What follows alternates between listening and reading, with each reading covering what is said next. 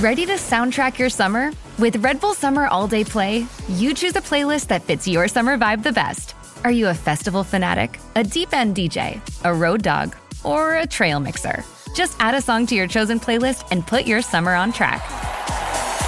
Red Bull Summer All Day Play. Red Bull gives you wings. Visit redbull.com/brightsummer ahead to learn more. See you this summer. This episode is brought to you by Prime. What if you had one more chance with the one that got away? Sam, you came home. Based on the best-selling novel from Carly Fortune. Every Year After follows childhood friends Sam and Percy as they reunite in the dreamy, nostalgic lakeside town of Barry's Bay. Love can be hard to find. So if you're lucky enough to find that person, never let go. A second chance at first love. Every Year After, now streaming only on Prime. Warning. This show contains material that some listeners may find troubling, including discussions of intense horror movie themes, explicit language, movie spoilers, and women speaking. Listener discretion is advised.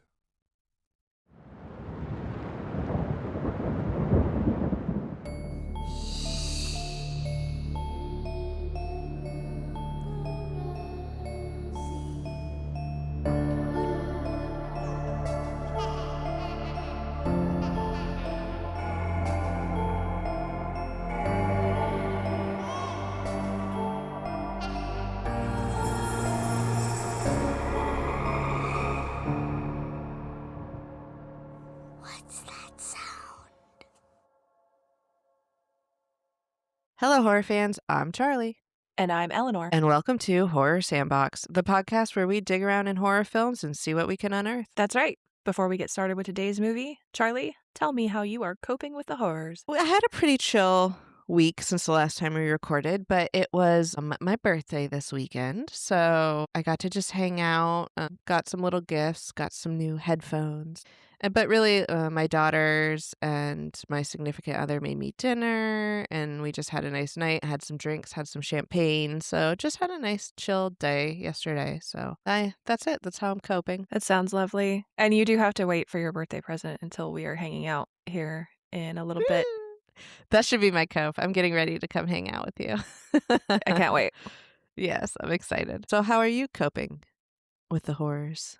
Big weekend in the Eleanor household. We finally moved our rooms around to allow for my littlest two to split their bedrooms and get their own rooms. They were sharing a room until now, and it's time. And so we let them pick paint and painted their rooms and split up the furniture and personalized everything. And they're so excited. And it was good. A lot of work. I'm exhausted. And it's still not all done, but it's good. They're happy. Did they pick themes? Are they themed rooms or no? Just colors? Not quite yet. My son wants ninjas all over his room. That makes sense. I'm kind of waiting to see if he is very serious about that before we move on. But so far, he seems pretty happy with like the existing art and his toys just being in the room and being very clearly his room. I think he's excited for that. And then my daughter is going to cover her room in her own art because she's very artistic. So yeah. Oh, I love that so much. Yeah, Oh. we moved her little like secretary desk in there and the cart that has like all of the drawers full of like markers and pastels and stuff. So I'm excited to see what she does with it.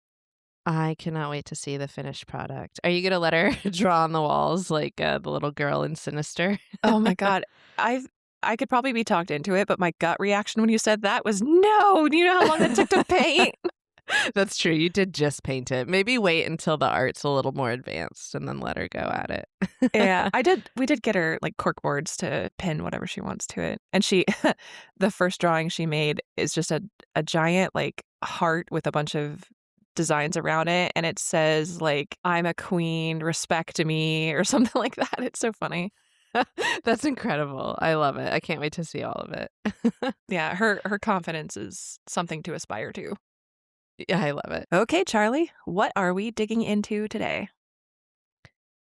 Well, for Pride Month, we are digging into the 2017 Norwegian film Thelma. The IMDb movie summary for this movie is a confused religious girl tries to deny her feelings for a female friend who is in love with her. This causes her suppressed, subconsciously controlled psychokinetic powers to reemerge with devastating results. It's written by Eskil Vogt and Joachim Trier.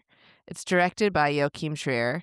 And it's starring Eiley Harbo, Kea Wilkins, and Henrik Raphaelson. But we can't dig around in our horror sandbox without our trusty, rusty tools. So, Eleanor, what is your bloody shovel award for this movie? I went with the best. It wasn't just a dream or a vision evidence. It's such a cool scene, and I can't wait to talk about it. Oh, I know exactly what you're talking about. And it is pretty, it's a little disturbing too. I'm excited to talk It's about very it. disturbing. Yeah. So mine is hardest way to choose how to die. There's a situation where I'm like, I'm not sure which one I would have picked. So No, I agree. And speaking of dying, before we get into it, Yes. we will do a very rare individual trigger warning. This movie contains a depiction of a death of a small child. It's not very violent, but if you're like us, that kind of thing might be something you want to skip over when we get to that part. So we will tell you when we're about to talk about it. All right, so let's get into it. The movie opens with a really gorgeous shot of this young girl and an older man who's holding a gun. It looks like they might be going hunting, but they're walking across this like frozen lake, and it's just like this frozen tundra. It's gorgeous. The sun's coming up or going down, and the colors are beautiful. It's really pretty. And as they're walking, the girl looks down at the ice to watch all the fish that are swimming under the ice, and then the man tells her to follow him. It cuts to them sitting in the snow. They're drinking something while the dad loads his gun, and they see a doe, and the dad tells the girl to be quiet, and then it looks like the man's getting ready to shoot the doe, but then he turns the gun on the little girl. And thank goodness at the last second he puts it down, and then the deer runs away. Yeah, this movie turned so dark so fast. It shows you these beautiful scenic pictures of Norway, and you're like, look at this enchanted snowy landscape. By the way, we're going to go to some dark places immediately, so buckle up. Yeah, I will say, I was like, wow, this is going to be such a pretty movie. And then he turns that gun, and I was like, oh no, not already. I wasn't ready for it. So after that scene, it cuts to a completely different setting. We're looking at like a gray stone courtyard, and there's a bunch of people walking through it. And the camera really slowly zooms in and starts to focus on this young woman who's holding some sort of paper and looking at it. And then she continues to walk to a class. It looks like it's like some sort of college class. And then it cuts to that same girl. She's at home. I think it's her dorm room making food, and her mom calls her. Her mom asks if anything is wrong because she's been trying to call her since this morning, but she said she's been too busy with class. And her mom says, well, your class was at 8 a.m., right? Your dad showed me how to look up your schedule online. Did you get the impression that this was meant to show just like the parents are super involved and very interested, or did it feel kind of oppressive? To me, it felt oppressive for sure. I'm at college, like I'm obviously going to classes, but you expect me to call at a certain time every day and you're following my schedule. It felt oppressive to me. Did it feel oppressive to you? I was on the fence about it. That was my first reaction, but then we're going to learn that this family is very religious and very kind of conservative, and they've sheltered her maybe a little bit too much and all this other stuff. So at first I thought that's where it was going, but also they're letting her go to college. She's by herself. They're not refusing to allow her to have adult independence.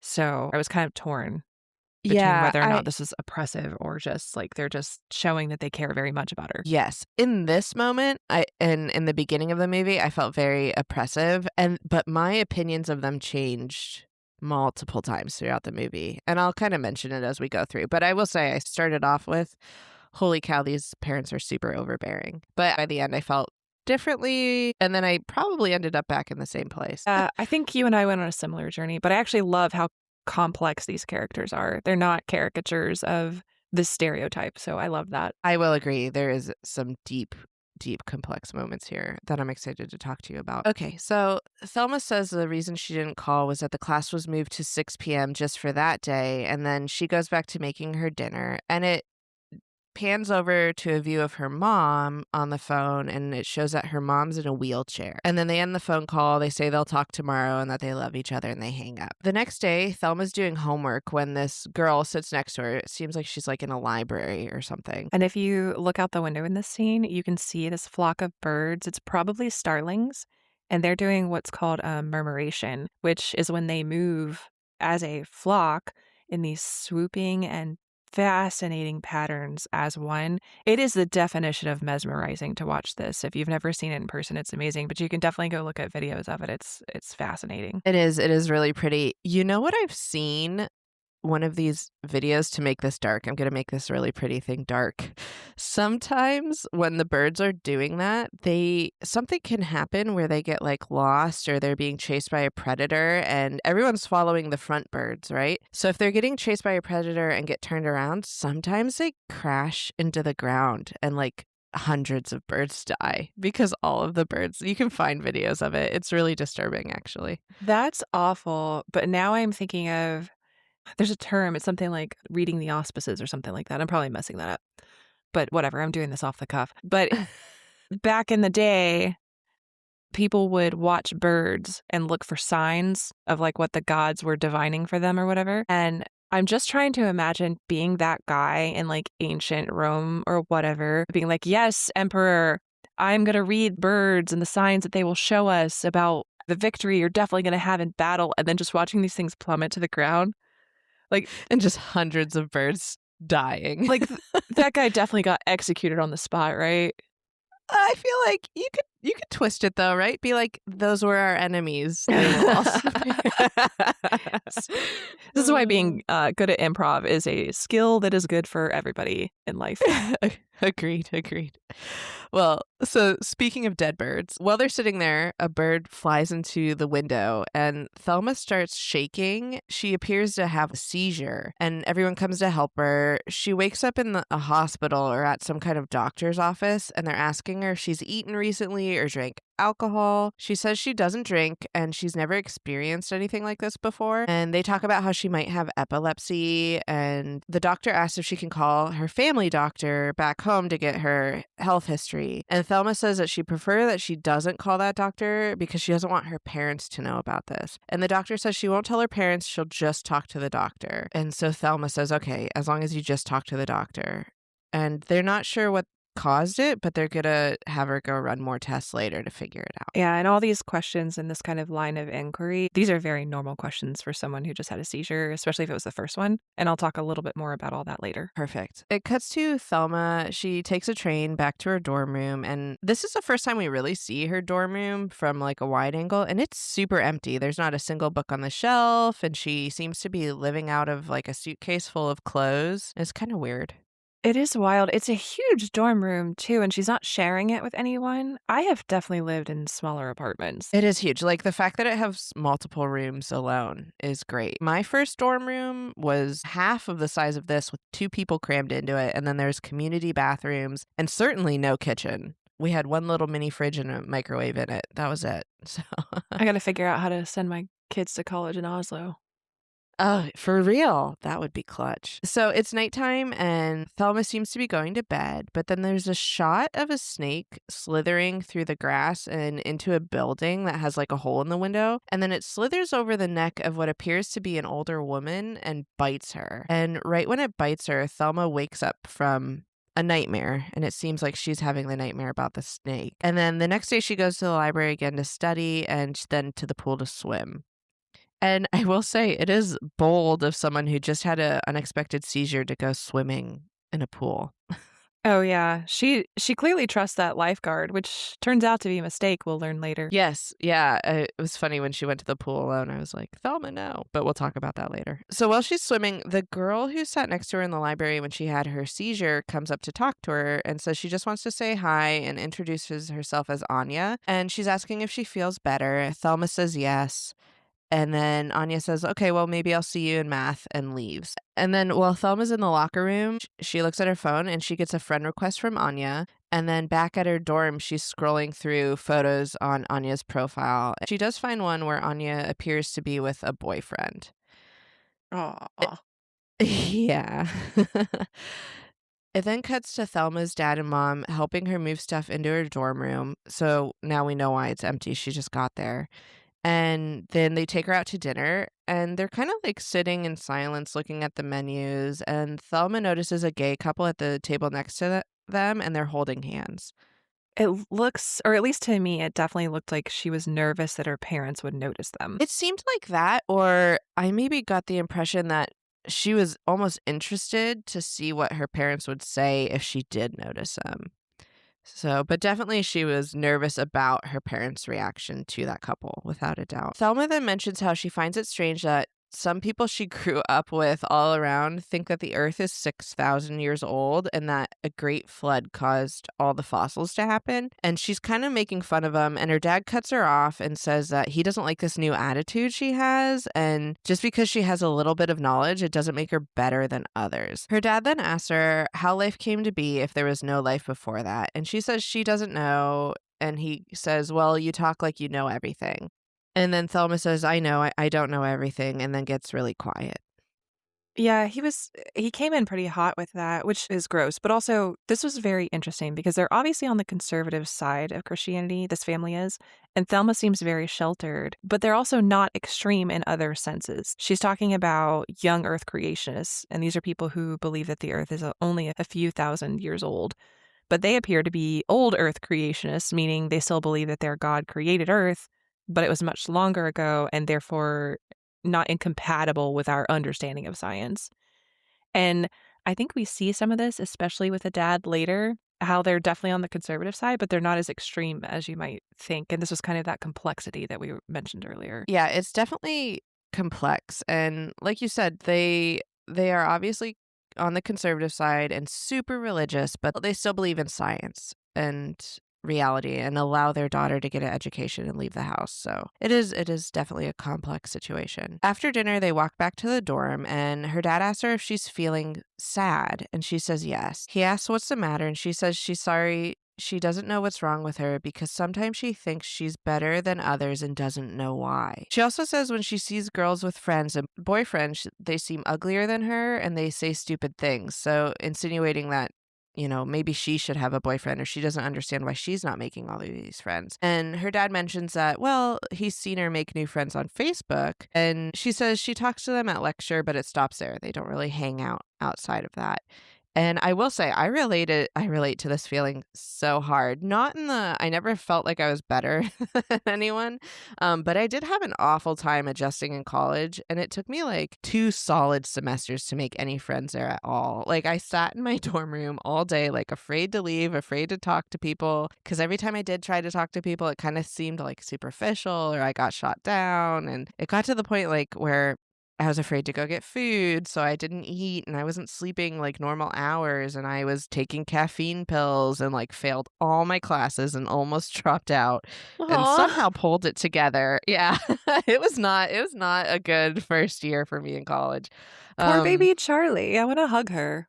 I know. I know. It was definitely a rough first year in college, but I called my mom and I was like, I'm going to drop out. And she was like, no, you're not. I'm going to come down there. We're going to figure it out. And we did. And it worked out in the end. But yeah, so I related to how Thelma was feeling here. Aw. Yeah. Well, what did you think of this scene where she's like confessing all of her bad thoughts to her dad? So I will say when I called my mom and told her I was dropping out, I didn't like tell her all of my deep emotions. Like that felt like something strange to me. But then I had some like respect for the dad because in this moment, he doesn't seem to judge her for those feelings. He doesn't even say those feelings are wrong. He just comforts her and I think hugs her after this and like cuddles her and lets her have her feelings. And it's actually really sweet. So I liked that she felt safe to express these things to him and he comforted her in the moment. What did you think about it? And I was going to mention this a little bit later too. I had mixed reactions to this character the whole time because at some points he seems like he's trying to control everything about her and he's kind of mean to her. And then some points he's like, well, tell me your thoughts and what's going on. And that's good that you shared that with me. And he seems like he generally cares and is trying to make sure she feels safe. But I don't know. And maybe what I'm reacting to here is when you're in a situation where someone has a lot of power over you, they can make you feel that way only to use it against you in the future. So I think that might be what I was nervous about, I guess. Yeah, I had that thought as well. I was like, well, is he just manipulating her or what's actually going on here? And I think when we get further in this and we talk about what's motivating him to act this way, it gets a little more complex and maybe a little nastier. But in this moment, I kind of thought it was sweet. After her dad comforts her and they have this little moment, the next morning, her dad and mom leave, and Thelma goes back to the library, and it seems like it's late at night and she's the only one there. She looks at her phone because she gets an Instagram notification, and she looks at a picture of Anya, and while she's looking at it, the lights start to flicker. It then cuts to later that night, and she's going out to a bar, and she walks in and seems to get nervous or something, and immediately goes and locks herself in the bathroom. And when she comes out, Anya's standing right there, and she says hi to Thelma.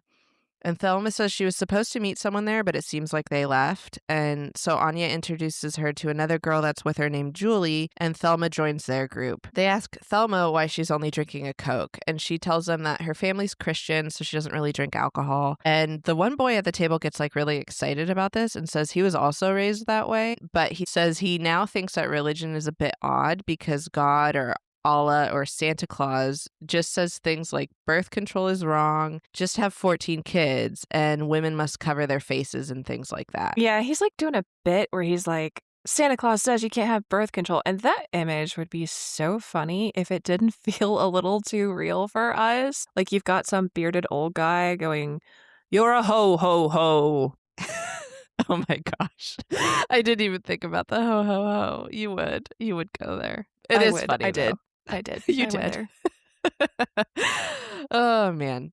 So from this funny conversation, Anya asks if the boy that's speaking believes in anything. And he says he believes in things that can be explained like science. And Thelma actually has this really brilliant moment here where she asks if he can explain how his phone works. And he starts to stutter and tries to explain it and says like something about waves and radiation, but he can't like figure it out, and Thelma just laughs at him. It then cuts to Thelma and Anya, and they go to a club to dance, and as they're dancing, Thelma closes her eyes and kind of leans back for a second, and when she opens them, Anya seems to disappear almost. So Thelma steps outside and calls her dad. She says sorry for not calling earlier and that her phone was in silent mode. He tells her that her mom has been feeling very down lately and in a lot of pain, and she tells him that she went out with some friends and had a good night, and he tells her to be careful, and they say they love each other and hang up. Back in the dorm room, she's looking at pictures on social media of the night that she had out with Anya and tries to fall asleep. And while she's sleeping, she keeps thinking about her and Anya dancing. There's some weird music, and then it cuts to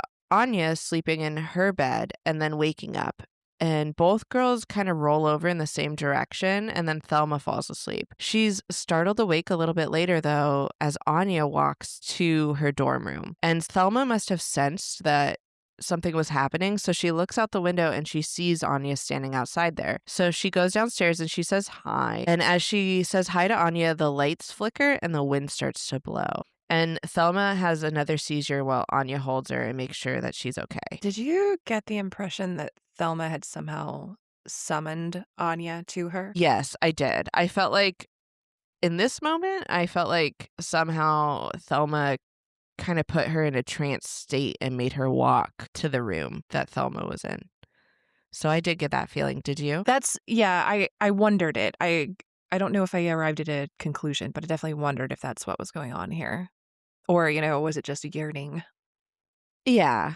Had I not known I was watching a horror movie, I might have been a little less skeptical about it, but I did think that she summoned her there in some way. Thelma recovers and they walk back up to her room, and Anya asks if she wants her to call anyone, but Thelma says no, and she apologizes for having a seizure. Anya assures her she has nothing to be sorry for and asks if she's tired. So they both lay down in bed together, and Anya falls asleep pretty much right away, while Thelma stays awake and stares at her and lightly touches Anya's hair. It cuts to the next morning, and it seems like Thelma got absolutely no sleep and is still awake. Anya wakes up and gets changed, and while she's getting changed, Thelma asks why Anya came to her room last night. And Anya says, well, didn't you text me? And Thelma says that she doesn't think she did. and they look at their phone and there's no text. And Thelma asks if she knew where she lives, and Anya says, well, I must have, but I was pretty drunk yesterday and I don't remember much. So they go on a walk together after that, and it cuts to Thelma and Anya hugging at the library, and then later a piece of her hair is in Thelma's bed. So a piece of Anya's hair is in Thelma's bed, and Thelma's looking at it and smiling at it. Later, Thelma arrives for class a little bit late, but immediately sits right next to Anya, and they smile at each other. And she pulls out this bottle of wine from her bag and shows it to Anya and smiles. Yeah, it was cute. Like, she's kind of like, hey, want to come over later? But also, I have to say, I know that I've learned to pay attention to chalkboards in horror movies thanks to both Candyman and Hereditary. But this is just not fair, okay? Not only are the boards throughout this entire movie, there's stuff on all the chalkboards, but they're all math. And they're in Norwegian. This is so not fair. I cannot decipher if there's significance in any of these. That's fair. Yeah, let's just go with maybe it truly was just a math class. But who knows? Maybe they're learning about flocks of birds and we just don't know it. Yeah, we'll never know. It's a mystery we can't solve.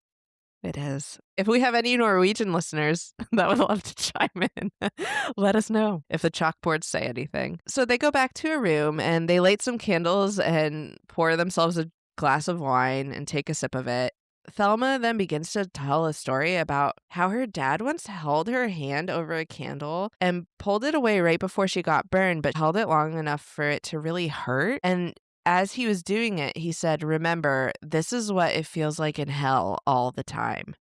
I hated this. This made my stomach hurt. And I think she actually says he also held her face over a candle, like just to feel the heat right before she really got hurt. And I was like, oh my God, like that's horrific. Yeah. So this is where I'm like back to, okay, these are overbearing, awful parents. Like, how could they do that to their small child? Like, that's horrible. So Anya is like startled. It's one of those moments where someone's like, oh yeah, this happened to me as a kid. And they don't realize how awful it is until the other person is like, excuse me? So Anya's concerned and asks if Thelma's joking. And Thelma's like, no, this really happened. So Anya asks if she's angry with her dad. And Thelma says, no, it was a long time ago. And he's actually very kind. And Anya's not really like buying it. But Thelma says she tells her dad everything. And Anya says she can only think of like 10 times in her life that she's talked to her dad. And I do want to say that this moment is kind of relatable because they're both talking about these really like traumatic experiences, but they're awkwardly and casually like giggling it as they're just like unloading this trauma on each other. Oh, I know. This is like you and me getting together. It's like, we're like, haha, and then that happened. Yeah, like if someone read some of the late night text conversations we sent to each other when we were first getting to know each other, they probably would have institutionalized us. But we were just like, lol. Yeah. So Anya explains that her dad lives abroad and has tons of children, even though it doesn't seem like he likes children. And Thelma then asks her if she's angry with her dad. And Anya pauses and says she was for a while, but as she got older, the less she felt that way because she doesn't feel like she needs him in her life as much, so it's not a problem. And then it cuts to this weird scene where it just opens up randomly with Anya saying Jesus turd and Jesus cunt and asks what's the worst thing that someone can say as a Christian. And Thelma explains that if you combine what is holy with what is less, then that's something bad to say. She then really, really struggles to say Jesus, Satan in the same sentence. It is such an odd conversation.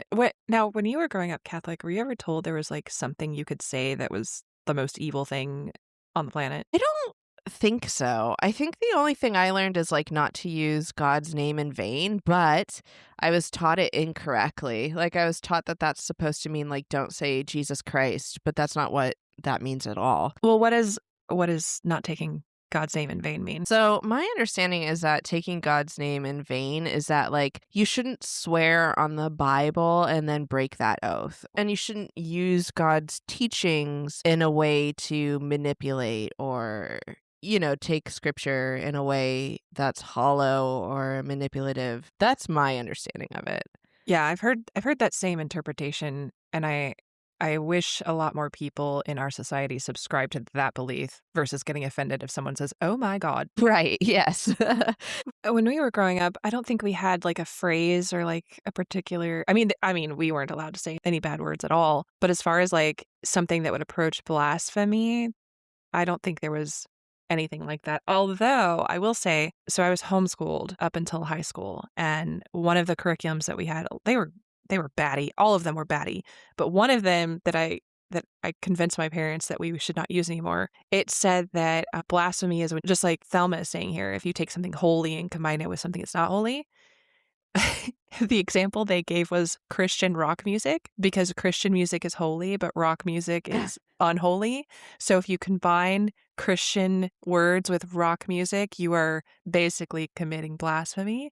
And my mother really loved like DC Talk and Newsboys and all that. So we didn't continue with that curriculum after that. That is so funny. I was going to say, they lean into that hard now in some of these like mega churches. They throw full concerts. So blasphemy all around. Oh, I know. This was I think that particular curriculum we had was on like the ultra conservative side. Yeah, the new creationist or old creationist.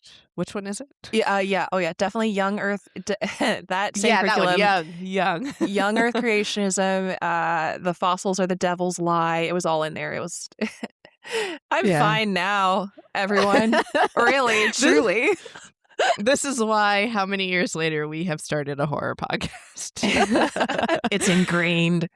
It is.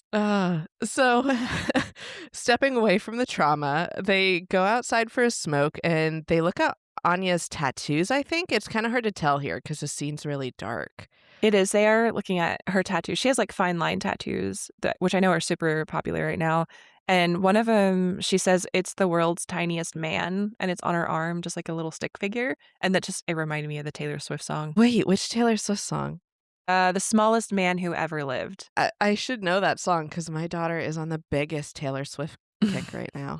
Later, Thelma meets Anya and her mom for the ballet. A little different from Taylor Swift. It is a little different, but okay.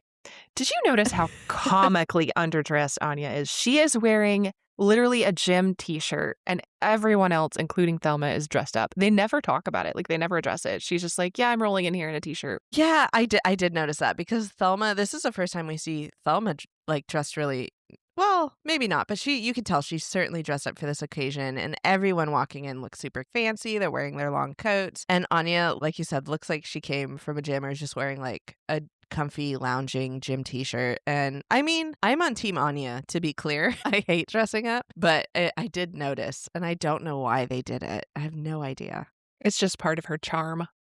Yeah, that's true. Maybe that's it. While they're watching the ballet, Thelma asks Anya why Daniel didn't come. And Anya tells her that they broke up, and Anya asks her not to tell her mom because her mom really liked Daniel. And Thelma asks her if she's doing okay, and Anya responds that she's fine. And during the ballet, Anya starts to hold Thelma's hand and then slowly begins to rub her leg. And it keeps cutting back and forth from that happening and the ballet. And I do have to say, like, this ballet is super cool. There's on either side of the stage two women that are like clearly standing on stilts or something high in the air, but it's covered with these really long button-up black dresses. And besides that, it's a super simple stage. There's nothing besides 3 to 4 like male dancers dressed in all black and one guy who's shirtless with black pants. And it almost seems like they're not dancing to music at all. It's really interesting. It's a ballet I would go see. You're so right. There is symphony music. I don't recall which one, but there is symphony music playing. But the way it's shot, it's almost like you don't hear it because the dancers are so mesmerizing. I wanted the movie to cut back to the dancers and show us more of that. And I did look it up. This ballet is called Sleight of Hand, and it's by the Netherlands Dance Theater. I will post a link to their YouTube channel that has a trailer for this ballet on it. And you're right, those two figures in the back are on stilts, and they're meant to represent some overbearing authority figures, which is why I think the director picked this. And the dancing, it's so gothic and so badass. Let's put this on our list of things to do to go see in Norway. I'm so glad you looked it up because I will be watching the trailer and I would love to go see it with you because it's definitely like right up our alley. It is. It's stunning. It's really pretty. If anyone's seen it, I would love to hear. So let us know. Oh, yeah. Chime in.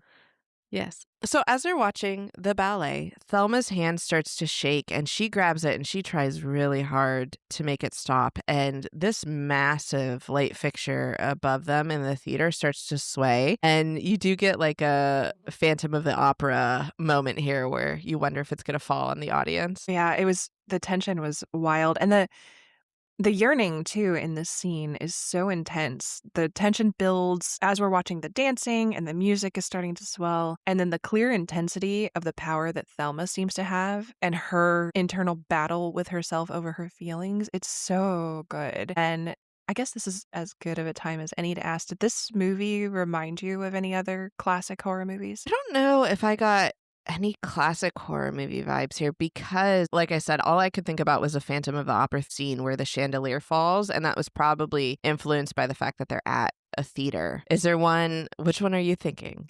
The one I think that comes to mind is Carrie. Oh, I could see Carrie vibes here Because for sure. the almost telekinetic kind of a thing and the intense emotion and that being suppressed and all that. 100%. And it even has religious themes in it too. This has definitely got Carrie vibes, without a doubt. Yeah. As this is all happening, Thelma decides she's going to leave to go gain her composure. And she takes a couple breaths out in the hallway, but then she grabs her coat and tries to leave. And as she turns around to leave, Anya's there. Thelma starts to cry, and Anya like brushes her hair away and then gives her this sweet little kiss. And then they start to go at it a little bit, have a nice little kissing scene. And after a few seconds, Thelma panics and runs away. And then it cuts back to her room, and Thelma has her head up against the wall, and she's praying to God to take away the thoughts that she's having. It was such a good kiss. It was very intense. And this scene is so sad. She's trying to pray away part of herself, and it's just gut-wrenching. Yeah, I agree. Because it comes from this beautiful moment of like just chemistry and yearning and longing to just her like shaming herself against a wall. And it's really sad. It really makes you feel for her. After this moment, she calls her dad, and as they're talking, her dad asks if she's had a long day. He realizes during this conversation that something's wrong and asks her what's up, but she says nothing's wrong. She does then break down and tell him that she drank some alcohol and that she's very sorry that she did it. And she seems like she really wants to admit that she pulled a Katy Perry and kissed a girl and liked it, right? Like she seems like she wants to say. Yes, I do think she wants to tell him the whole truth, but I think she's like testing the waters with the alcohol thing first to see how he reacts to that. And so she says it, and there's this really long pause on the other end, and he asks her how much, and she says it was only 2 beers. And then he stops again and he says, okay, well, maybe that's all right. You're an adult now and you need to make your own experiences, which is not what I was expecting at all. No, same. I was not expecting this at all. And this is what I meant by saying that the dad's character doesn't seem to lean into, the most extreme parts of conservative Christianity. I actually thought where this movie might be going is showing us that some ultra-religious people will compromise on a lot of things that they claim to hold dear, but not when it comes to bigotry against anyone who's LGBT+. Because I'm coming at this with my personal lens. I saw that in the communities that I grew up with. You can forgive a man for abusing his children. You can forgive a woman for stealing from the church. You can forgive almost anything, but not if they're gay. Yes, it's just picking and choosing, which sins you want to say are worse than others. So you could indulge in some of them. I've seen that too growing up. So like, oh, okay, well, maybe drinking's not so bad because you know what? I've had some drinks in my life too, and I don't think I'm going to go to hell. Just go to confession. But being gay, worst thing you could do because it's something I can't personally relate to or something that I'm suppressing myself. Mm-hmm. So, yeah. But I mean, as we go through the movie, it is a little more complex than that. But yeah, it's definitely something I've had that same thought as well. And so instead of shaming her, he just says, hey, don't lose touch with who you are and don't drink too much. And she apologizes again, and he says it's all right. He's glad that she told him. And again, I had a moment where I'm like, wow, okay, maybe I did have this dad all wrong. Which, again, I go back to, okay, I didn't have the dad this wrong. But in this moment, I'm like, oh, what a good dad. Yeah, because you kind of keep waiting for him to be more unreasonable, and he isn't, at least not in comparison with like a lot of kind of the religious zealots. And he seems very empathetic. Like that seems to be a genuine thing, not just something he's saying. And it's like he wants to be a safe place for her to talk, which, I mean, that's how you should just be as a parent. But again, I had that feeling that something bad was coming. And it does. But before that, Thelma goes to church, and at first she seems like a little out of it. Well, everyone else is super into it, and they're singing hymns or Christian rock or whatever it is. I forget now. And eventually she does force herself to begin to sing along and seems to get a little happier. I can tell you it's contemporary Christian praise music, and let me tell you something, you don't even need to speak the language to recognize it, or at least I didn't. Even all these years later, I'm like, oh, yep, I know what that is. You knew this song? I didn't know the language or the words, but I know exactly. Like, I bet I could right now tell you what that song is, and I'm probably right. So let's do it. Oh, okay. So it's something about loving Jesus. It's something about being saved from darkness. And it's something about Jesus and God are the best thing ever, and the light will shine upon them. Like, listeners, somebody find me a translation and tell me how close I am. And if I'm really wrong, I want to know that too. I'm sure you're not that wrong. You can't be that wrong. But I am curious. After church, Thelma goes to a party with some boy. I think it's the boy from the dinner the night before, or when they all had dinner a couple nights before. And as they get to the party, Anya's there. Thelma grabs a glass of wine or some kind of drink or something and steps aside to go drink it. And Anya finds her and asks where she's been. And Thelma makes some lame excuse about how life's just been hectic. And she says sorry she had to leave so early from the ballet, but tell her mom that she had a really nice time. And Anya asks if Thelma is okay because she came to the party with Christopher. And Thelma says yes, they came together, and then walks away. Yeah, it's so sad. She's trying to conversion therapy herself by, like, hanging out with a boy and all that. That made me feel Yeah, sad.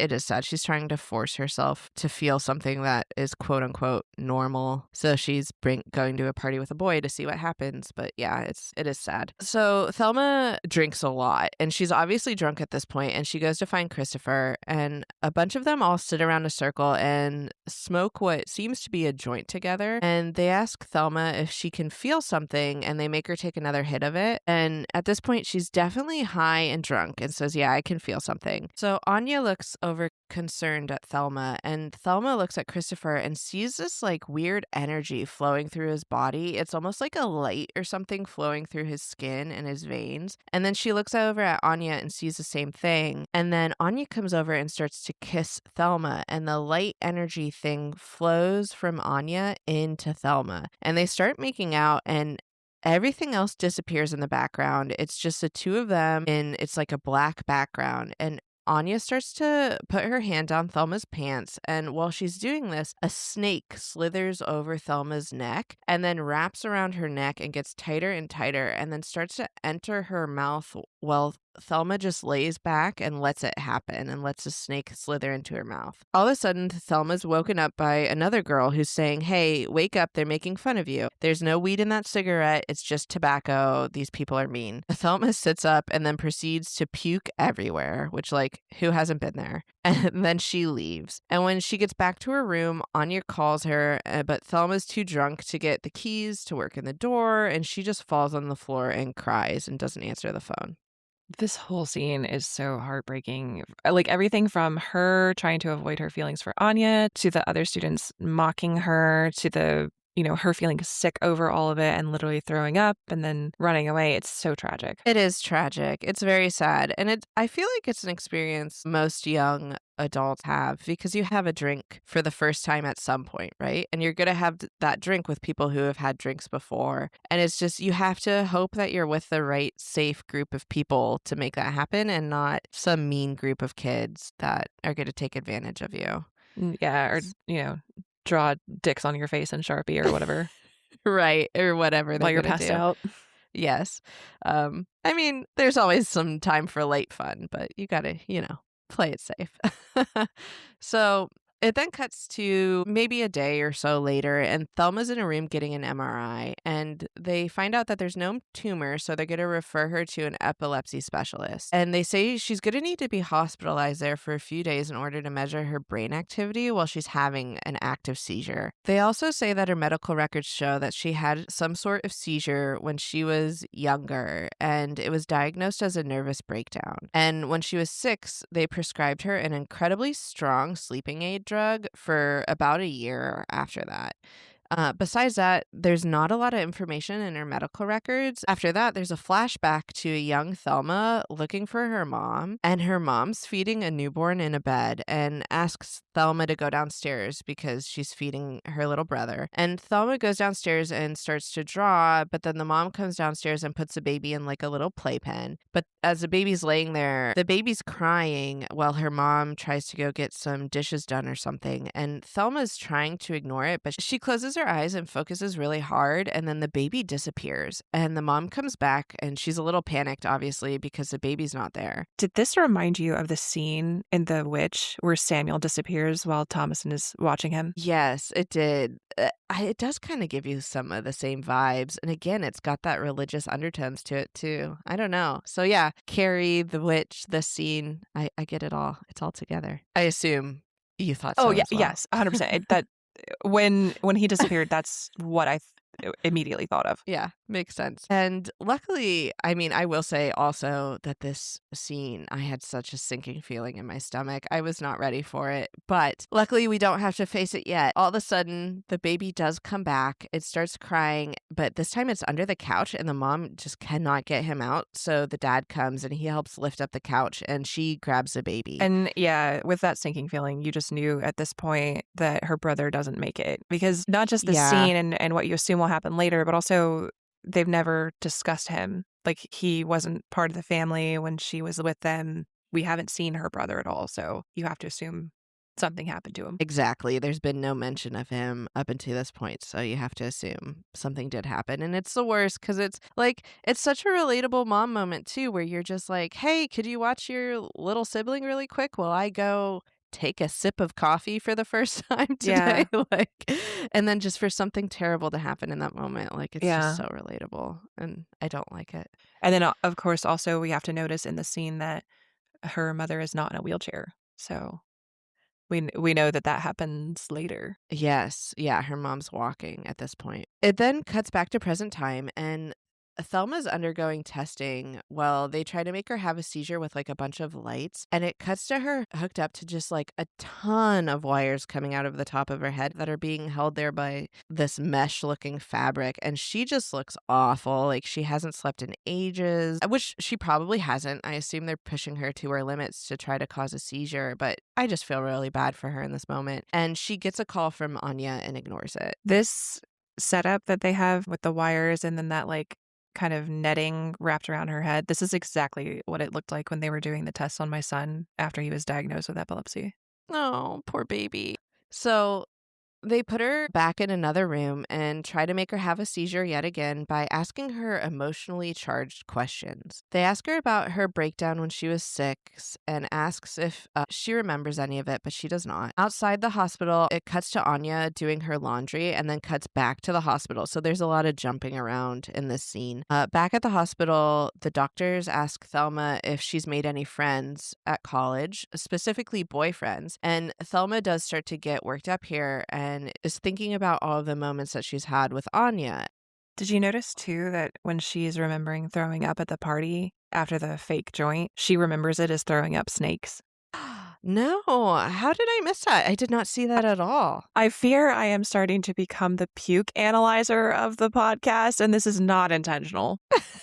I know, it's so funny. Yeah, a lot of good puke scenes for you. But no, I did not notice the snakes. I'm going to have to go back and look at that. At Anya's apartment, she's bringing the laundry back to her room, and as she opens the door, she notices that the lights are on and music is playing, which I don't believe music was playing when she left. So she puts the laundry bag down and looks around to see if anyone there has turned on the music, and she turns it off. And it then cuts back to Thelma in the hospital, and the doctor tells Thelma to dive deeper into the difficult thoughts that she's having to try to provoke a seizure. The scene also has like a bunch of strobe lights going off the whole time, and they were pretty intense. It made me think I was going to have a seizure. Yes, I was watching this at night in the dark, and I had to close my eyes a few times, which might be why I missed the snakes, because I was like, oh my goodness. It made me feel the same way. Anya then begins to look more around her apartment, and she's looking out the window. And as she's looking out the window, it explodes and seems to like suck her into it right as she's screaming, and then she disappears and the window goes back to normal. We have to talk about this scene. It's so amazing. The way it's cut with the testing in the epilepsy lab, and then that we kind of watch this inner battle that Thelma seems to be fighting as she's, both diving into and seeming to try to resist her emotions for Anya. And then you have the scene of Anya in front of that big plate glass window, and the glass just explodes all around her. And it goes everywhere as Anya is screaming. It's so good. It is good. And it almost like what the window exploding reminded me of, and then like getting sucked back in, was like a pulse sensation. So like a pulse comes through the window, like almost like anger or, a strong emotion, and then it gets sucked back up. So back to that suppression. So she lets it out for a second and then sucks it back up. But in it, she also sucks up Anya. And it cuts to Thelma having all of the memories that she had with Anya previously, but in them all, Anya's gone. She's gone in every single one. So Thelma wakes up from having a seizure and she checks her phone and tries to call Anya, but it goes straight to voicemail. And Thelma's sitting on her bed. She takes a sip of some milk, and then she starts to have a nosebleed that like drips into the cup. Yeah, and it startles her. So she drops her milk, and then we get this shot of the broken glass and the milk on the floor and the blood dripping into it. And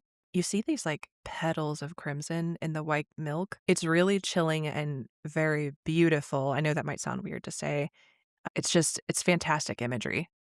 Yeah, it is. Oh, it's so pretty. This whole movie is very artsy and beautiful. And I don't know, I never would have thought of the idea of mixing milk and blood, but it is really pretty. I think you see imagery like this in a lot of feminine horror. And smarter people than me have probably written about it, but I feel like I've seen this before, and it's playing with that. Yes, I agree with that too. I wish I did know why. As a breastfeeding mom, I have a few thoughts, but I don't know how they relate to this movie. So I won't dig into it now. Maybe next time we see it, we can dig into it more. So it then cuts to the next day, and the doctor's reviewing the findings with Thelma from the test. While she was having her seizure, there was no significant spike in brain activity, so they've concluded that it's not epilepsy. He calls it a psychogenic non-epileptic seizure, and it says it might be a symptom of something else, such as mental suppression or some sort of trauma or something like that. And he mentions when he was reviewing her genetic predispositions, he found that her grandmother has a long history of mental illness. And this makes Thelma really upset. And she says, "Are you trying to say that I'm mad like my grandmother?" I will say this type of seizure that he's talking about, it's a very real thing. I'm going to get into it a little bit more later, but for right now, I just want to note the acronym for this particular kind of seizure is called PNES, and I am going to tell you why it's super unfair that a penis acronym is what we get for this particular condition. Oh my gosh, I'm excited to hear all about that. As Thelma gets really angry, the doctor tells her to relax and says he really couldn't find much about her grandmother's illness, just that she's been in a hospital for a long time. And Thelma says she doesn't know much about it, just that her grandma died a long time ago. And the doctor pauses and says, well, that's strange because it says that she was a patient in 2016 at this specific hospital. And Thelma says that can't be right. And the doctor says, well, regardless, I'll be referring you to a psychiatrist. Then Thelma's back home, and while she's back home, she starts to Google these types of seizures, and she finds a bunch of images of sick women and like a YouTube video that says it's a misunderstood disease. She starts to dive down a rabbit hole of this condition and it being related to women being possessed or women being witches, with various pictures of famous images like the Salem witch trials and cases of possessed women and Joan of Arc and things like that. And I'll talk about each of these images later, but it's really interesting that seizures have been historically associated with women and witchcraft, isn't it?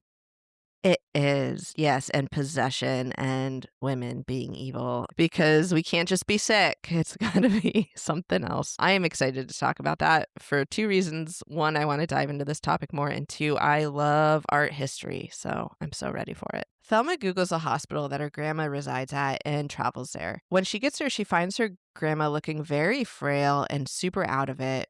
But in the room, there's a picture of her family, so she knows she's with the right woman. And Thelma tells the grandma, hey, it's Thelma, it's me, I'm your granddaughter. And the grandma does finally seem to notice Thelma and turns her head towards her. But the nurse comes in and says that her grandma's been in a silent, unknowing state for years and probably doesn't even know Thelma's there. It cuts to Thelma talking with that nurse while she's doing laundry. And she says that her grandma wasn't always like that. She used to be lucid, but had some serious delusions, but she thinks that the drugs that she's been on are too strong. Thelma asks more about the delusions, and the nurse says that the delusions started when she was devastated about her husband's disappearance. They found the boat that her husband was supposed to be in, but they never found him. And she became obsessed with the idea that it was her fault that her husband disappeared. And then she got cancer later and was convinced that that was also her fault as well. And the nurse says she told her father that the medication she's on is too strong, but her father didn't seem to care.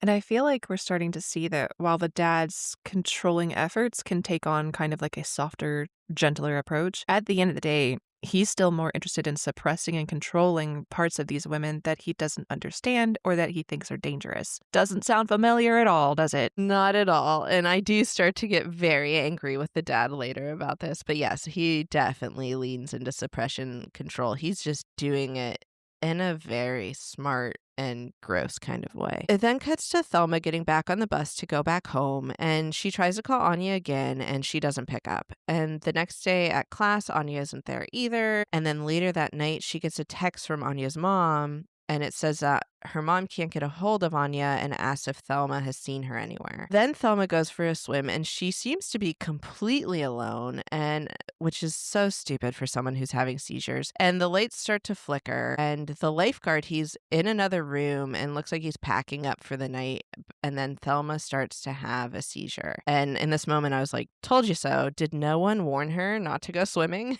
Oh, I know. I hated this so much. Yeah, it's really, so it gets, speaking of hate, gets very intense. She has a seizure and she starts to sink to the bottom of the pool and the water turns black around her. And all of a sudden her seizure stops and she tries to come to the surface of this black pool of water. But as she gets there, the cover of the pool is on. And there's this very tense moment where she's trying to get out and she's banging on the cover and it doesn't seem like she's going to make it. But then poof, the cover's gone. She pulls herself out of the water and then the lifeguard runs over way too late to make sure that she's okay. After this incident, she goes to Anya's apartment and rings the doorbell, but no one answers. She opens the door and goes inside. The apartment looks normal except for the laundry bag that Anya dropped. And then Thelma goes over to look at the window that exploded and she puts her hand up to it and she looks over and she sees a bit of Anya's hair stuck in it. This legitimately gave me chills when I watched it because the hair is basically like it's a few strands of hair and they're basically threaded through the window, but there's no crack or anything. So how did that happen? And it's a very small but powerful little detail. And by the way, I was legit yelling at the screen at this time and just going, just will her back, make her come back safely. But yeah, this hair through the window, proof that it wasn't just a vision. This is my Bloody Shovel award.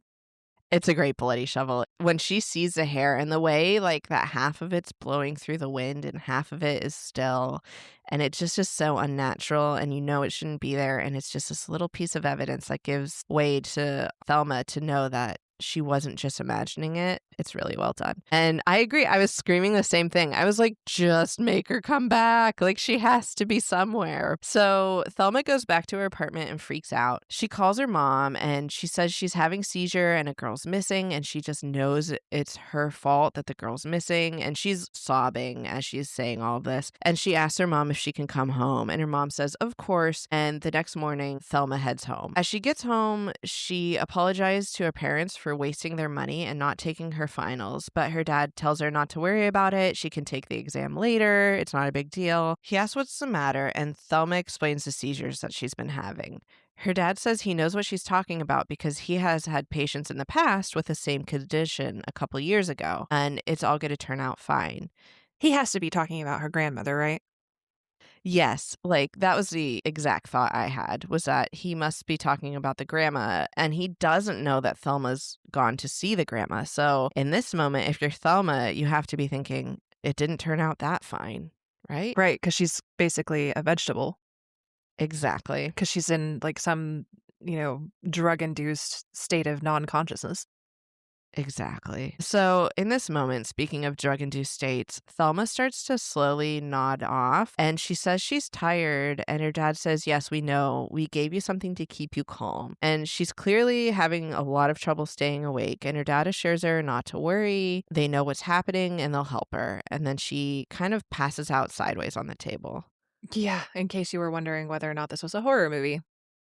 Yes, for sure. And the dad says he has something to tell her, but it's going to be very painful. Yep, and this is the scene that we warned you about involving the death of a small child, so skip ahead if you don't want to hear about it. Yeah, skip ahead probably like 30 to 45 seconds, maybe a minute, because I don't want to hang here long. Okay, so it cuts to a flashback, and the mom's giving the little baby boy a bath. When she comes back to the bathtub, the baby's gone. Thelma's asleep in the next room, and Trond, the dad, goes in and asks her immediately. He says, where's the baby? What have you done with him? And she says she hasn't done anything. The parents start frantically looking all over for the baby. And the mom, it's really heartbreaking. Like the mom's in the background. You can hear her yelling and just saying things like, where is he? And things like that. It's sad. And Thelma looks out the window at the lake. And it cuts to a scene where she's walking out there in her pink coat, and the dad starts to follow her, and Thelma just silently points out to the ice. And the dad sprints out to the lake, and the baby's under the ice, and he can't get to him. And like, I know the scene isn't gory. It's not over the top. Like the only time you really only even see enough of the baby to know that it's there and that it's not breathing. But holy cow, can you think of a worse feeling than just like helplessly like not being able to get to your baby like that? Ugh, No, I hate it's it. awful. Yeah. But I will say that this scene is like, it's beautifully shot, as tragic as it is. It zooms out and the dad's all alone on the ice, just kneeling down, and the sun's shining behind him. And I don't know, there's just so much to the scene. It broke my heart. And it then cuts to the mom later trying to take her own life by jumping off a bridge after. And we can assume that this is why she is now in a wheelchair. Yeah, so the story kind of comes together here.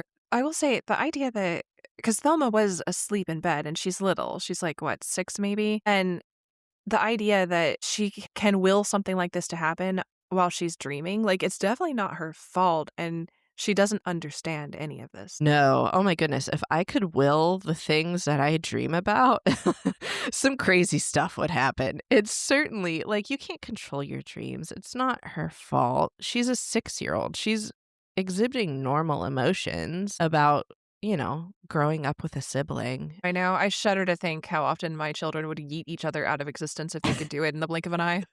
Exactly. You know it would happen. So Thelma wakes up in her bed. Now we're back to present day, and she just looks completely traumatized, as she should. And her dad explains to her that there's something within her that can make things she really wishes for come true. And then it cuts again to the next morning, and her dad wakes up and asks her to sit upright. And he gives her these meds, but she seems to be taking them willingly this time. And he apologizes for letting her leave. Like, he thought that this whole thing was over because it hadn't happened since she was a child and had found God. And he says he's going to help her.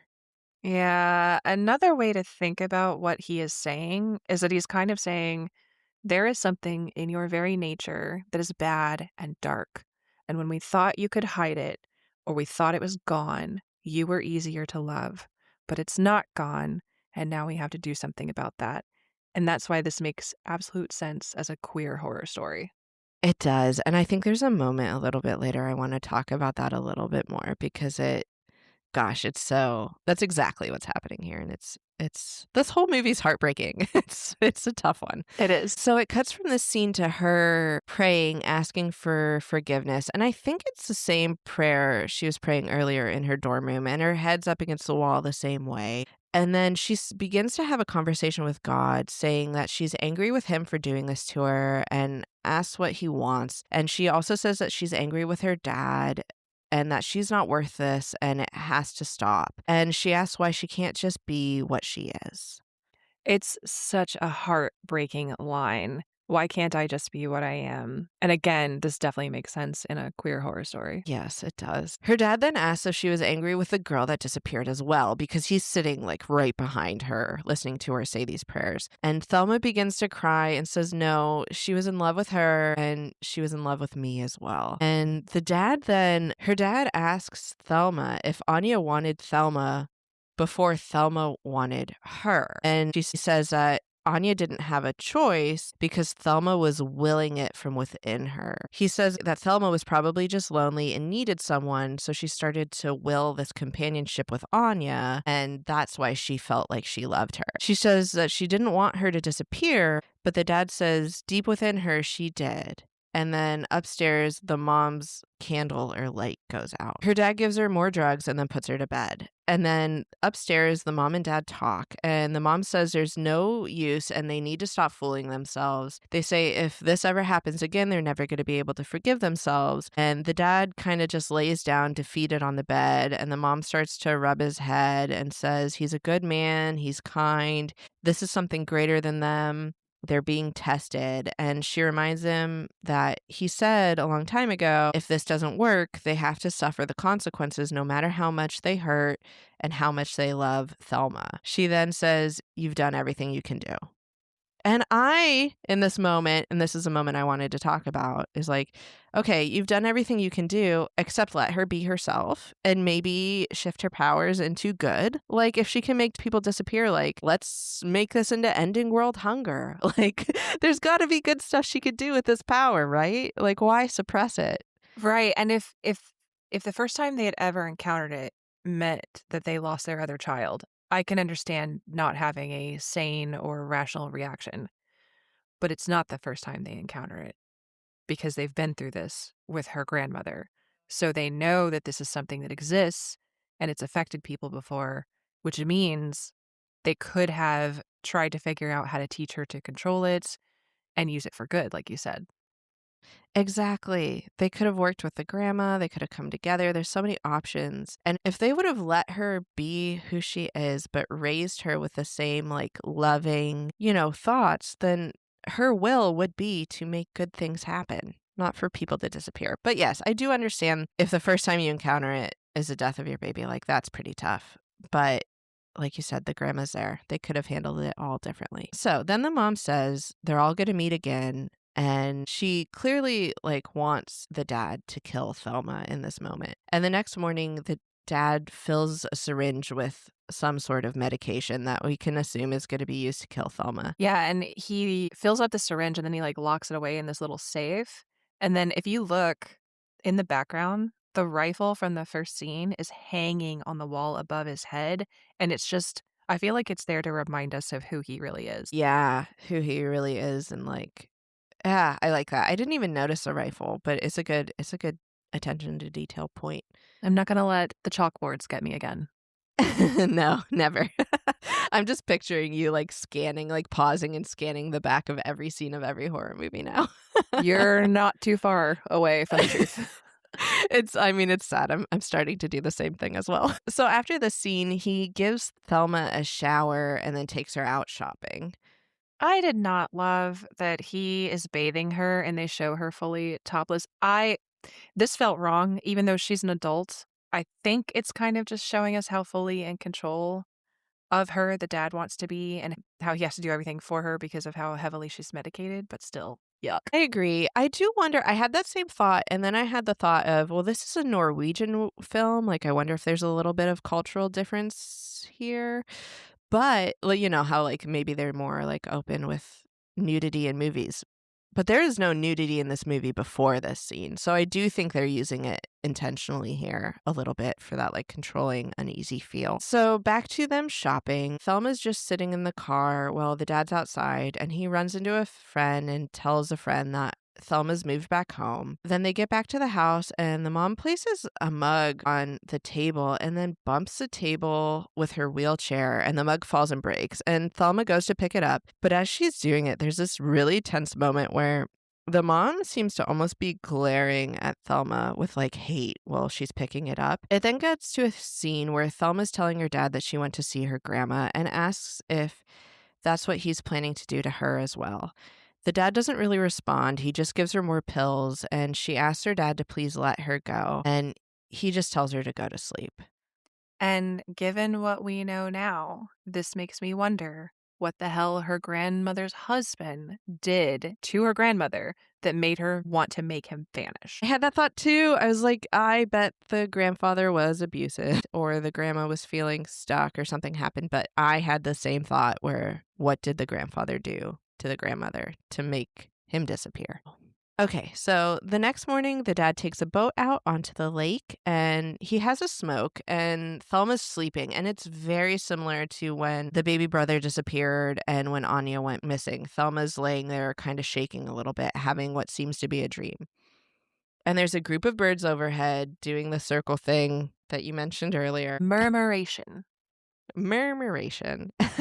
So there's a bunch of birds doing that murmuration and the dad quickly sees a girl in white on the side of the lake, but then she disappears.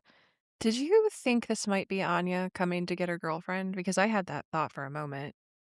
I did think that what was happening was because as this was going on, I thought, oh no, the dad's going to disappear. And then I thought, oh no, she's just bringing Anya back. And then that girl disappears. So I was like, oh, maybe not. So I wasn't sure what was happening here, but I did have that thought. And then that thought quickly disappeared when the dad begins to burn and catch fire. And then he tries to pat himself off and takes way too long to jump into the body of water that is right next to him. But he finally does. And you think for a moment, okay, he put the fire out. He's going to be okay. But when he pulls his head back above water, he starts to burn again. And then he goes back under. And this time he doesn't come back up. This is what hell feels like, asshole. That's so true. What a perfect point. Which is why this is my Bloody Shovel Award, because I don't know what I would do if I was a dad. Do you burn to death or do you drown? Both are awful. Awful.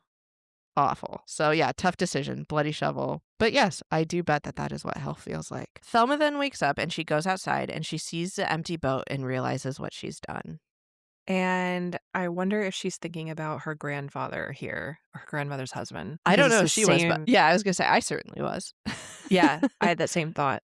It's the same way. Oh my gosh, now I'm wondering, something clicked for me. What if this wasn't the first time what if when the grandfather went missing, it wasn't the first time that the grandma had willed something? And so the suppression actually started with the grandfather.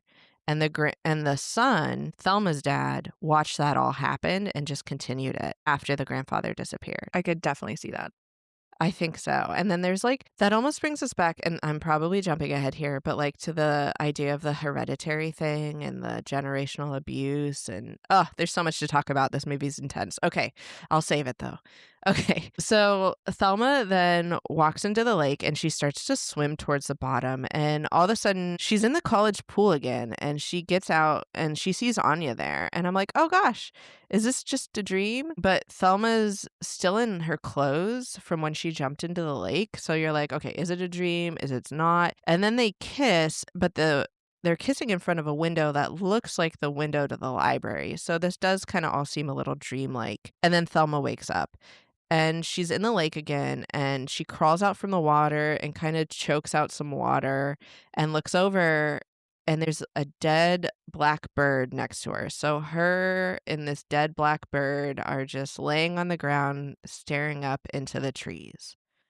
So a couple things on this. One, this feels like a baptism. She's wearing white, and she goes into the water as one thing, but she comes out kind of transformed. And two, that bird's alive. She saved it. Wait, the bird's alive? So she's not choking just on water. She vomits out that bird, and it's alive now. She saved. So this is her realizing her powers can be used for good. Oh my goodness. Look Isn't at me it missing that. isn't it so good, though? It's very subtle because That's she's laying there and you see the bird's chest start to move just a little bit. Yeah. and she brings it back to life. Oh my gosh, what a brilliant moment. I love that. Oh, this movie. Okay. So it then cuts to a caterpillar and a beetle crawling on a tree and then zooms into a wardrobe. And inside the wardrobe is Thelma's phone and Anya's calling it. Which, yay, which totally brings back to that moment where you said she realized she could save things. Ugh. Yeah, I literally cheered at this part too when I saw Anya calling. But also, do you think she consciously traded her dad for Anya? I don't know if she did it consciously, but I think for Anya to come back, her dad did have to leave because her dad was her reason for suppression or like the ultimate. Yes, she told everything to her dad, but then he absorbed it. So it was still suppression. And so he had to leave in order for Anya to come back, for that suppression to go away. So I don't know. Do you think that she intentionally sacrificed him? I I don't know if it was intentional either. I think I side with your analysis that like whether it was intent or not, he had to go. Yeah, he had to go. It was the only way for it to happen. So after this, Thelma goes back into the house and the mom gets up and she's calling for Trond, the dad. And she goes downstairs and she sees Thelma there with her phone. And she asks where Trond is. And Thelma just slowly walks up to her mom. Thelma caresses her mom's face and then she touches her mom's legs and then she just walks away. And as she's walking away, Thelma's mom says, "Don't leave," and goes to chase after her. And there's like this moment where you don't see the wheelchair, but it kind of looks like it falls forward. And then it cuts and you see Thelma's mom walking. And it's like, told you so. I told you she could use her powers for good. What a boss bitch. Kill your dad, heal your mom, walk out, go get your girlfriend. I love it. It's so good. And also, you're so right. The way that they filmed her mom walking for the first time was amazing because we watched Thelma very intentionally touch her mother's legs, and then she's walking away, and the camera closes in on her mother's confused face, and then we watch her try to follow her daughter, and the way it's moving, she could just be wheeling toward the door, but then the camera pans out, and you see her realize that she walked a few steps, and her chair is behind her now. Yeah, it's really cool. Like it's this moment where the audience is in the same headspace as the mom, where it's like you don't know for sure what's happening. You're just kind of lost in the moment and the movement's fluid and smooth. And then, oh my goodness, she's walking. So it's cool. It's shot really well. It then cuts to Thelma and she's back at school and she's sitting there. And while she's sitting there, she's staring at a tree. But this time, the tree isn't blowing in the wind ominously. It's actually really pretty. There's light behind it. Everything's still. And then Anya comes up behind her and kisses her neck. And then it cuts and Anya's not there. But then a second later, Anya does come up for real this time and she kisses her neck and they walk away holding hands, complimenting each other's appearances and giggling into the sunset. Thelma literally looks older and more sure of herself now. She's a far cry from that kind of, I don't know, sheltered, insecure girl that we first met as an adult, and she's had this like glow up. Yes, she definitely looks more confident. Like before, she just was kind of, it looks like she was almost trying to make herself small, but now she's feeling more full and confident in herself. And then the movie ends with the same shot it started with, but in reverse. It's zooming out from the courtyard that it first zoomed into. And that's the end. What did you think of this movie? I loved it. Oh my gosh. I didn't know what we were getting into, and I was so nervous about it because I know we wanted to pick like an LGBTQ plus horror movie, but we wanted to pick a good one, and I'm so glad we found this one. It's wonderful. The story is so good. Yeah. It is, and it's a beautiful movie. The story and the way it's filmed, I love it. So before we dig deeper, Charlie, I want to ask, was Thelma's dad right? Did Anya only love her because of her power? I have so much I want to say on this. I will start with, I don't think that Anya only loves Thelma because of her power, because we see that power, it only does moments, right?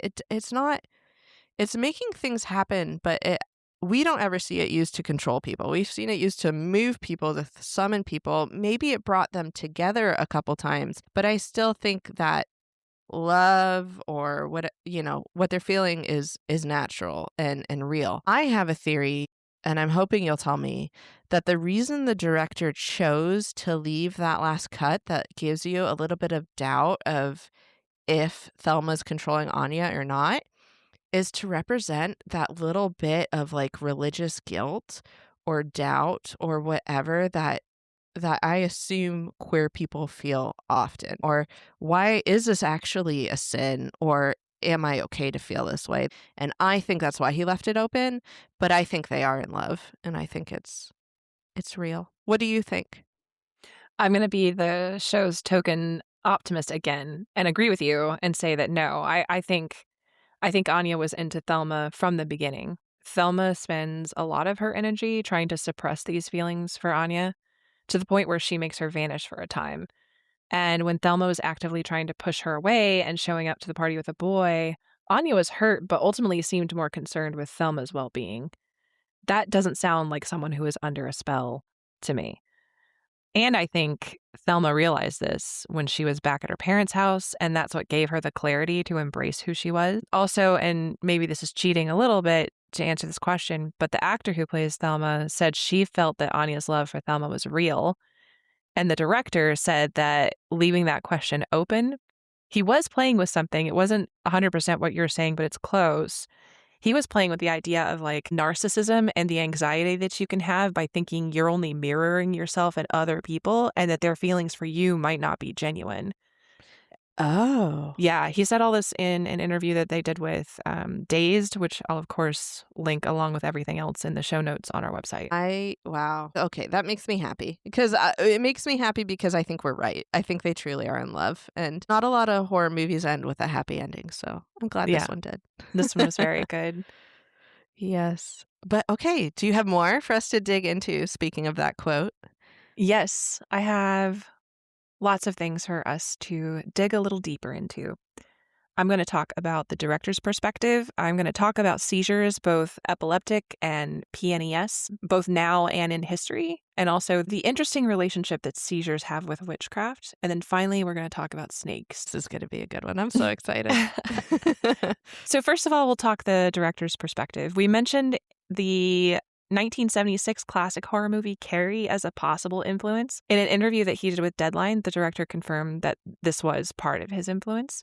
He also said that the movie Thelma is very clearly on the side of this young woman who falls in love with another girl because, of course, why shouldn't she be able to do that? And then I know we've talked a little bit throughout the movie about whether or not it's horror, and we always have that conversation at the end of all of our episodes.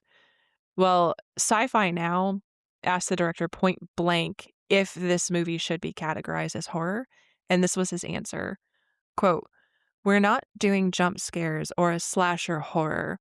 What we're interested in is a horror from within, that human ability that enables someone to be special, but also makes them a little bit of an outsider." End quote. What do you think about that horror from within quote? The Horror from Within is my favorite kind of horror movie, so I'm here for it. I'm on the side of this director. I mean, I love a good jump scare, right? But I really don't watch horror anymore for the gore or anything else. I'm watching it for that like internal feeling of like real, raw human emotion that you don't get to experience in everyday life, and like playing with it, like we talked about, like playing with it in a sandbox. So I love the horror within concept in horror, and I think it hits hard. What do you think? No, I think so too. It definitely caught my eye. And then later in the same interview, he says, quote, "If you look at literature or Gothic tradition, it was often called ghost stories or supernatural tales. But horror arrived not only depicting monsters, but the horror of a situation. In terms of that, Thelma is a horror. I think if you look at impressive horror films like The Conjuring or Insidious and that kind of tradition, they are so ridiculously scary. They impress me, but they're going after a particular set of emotions that they do very well. Just by association, they claim the word horror.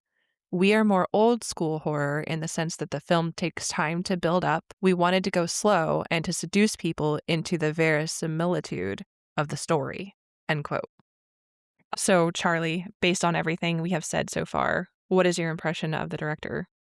I mean, he seems like a pretty cool guy. He's certainly an ally. He seems like a chill dude. Would it shock you to know that he was a skater boy and that he was a skater boy when it was illegal to be so in Norway? Like skateboarding, you couldn't do it in cities. It was illegal. I'm obsessed with that. I have a very particular picture in my head now of him, and I must Google him to see. But I would want to be his friend in his skater boy era. Right. I watched an interview with him from Cinemancy where he talks about this. He also spoke about how it influenced the way he filmed Thelma because he was making skater videos when it was punk as hell to do so. In this interview, he also said that he wanted to make a film that roots for the witch, and by which he meant the person who doesn't know where they belong. And I'll, of course, post the link to this as well. The whole interview is really cool because he also talks about the stunts that happened in the movie, like the stuntman who played the dad who was burning. And yeah, it was all pretty cool. So would you say, see you later to the skater boy? Is he good enough for you? No, oh my gosh. I would never say see you later to the skater boy. I would keep him. No, I love it because what you just said about the playing with the witch and the witch just being the person that doesn't belong. I am stealing that line.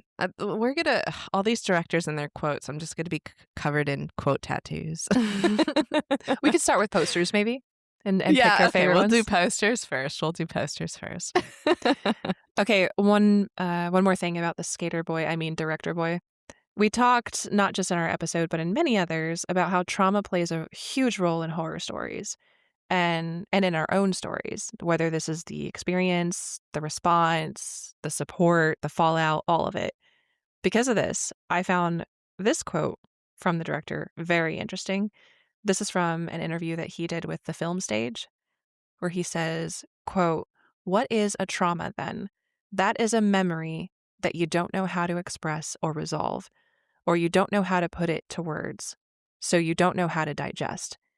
That is very much, when you use those terms, like to describe art or the sublime, that experience of watching something on the other end of the scale, non-traumatic, the beauty of something that you don't know how to tell your friends, like a painting or a piece of music or cinema. You try to put it into words and you don't know how. It's a little bit beyond how you know how to speak, you know? And I think in art, we yearn for that." End quote. No, I'm gonna cry. That is such a good way to put it. It's so beautiful. I got choked up reading "It's a memory you don't know how to express." Like, Oh, well, and that feeling of because you know this about me. I love going to museums and just looking at like pieces of art, and there's just some that like take your breath away, and you just get like this feeling. And he's so right that like you don't know how to explain that. And the opposite of that is trauma because you also don't know how to explain that, but it's a polar opposite feeling. This is gorgeous. And I love it too because it comes across in this movie because this movie is so dark and so sad, but the way it's filmed is so artistic and so pretty. And I love this guy. I love him. I know. I was like, this is a beautiful, beautiful director. And yeah, like, with trauma, it's there, but you can't do it justice in words. And even if you could, sometimes it feels like it's wrong to try, or it's too much, or it's too heavy to try. So yeah, that got me right in the feels.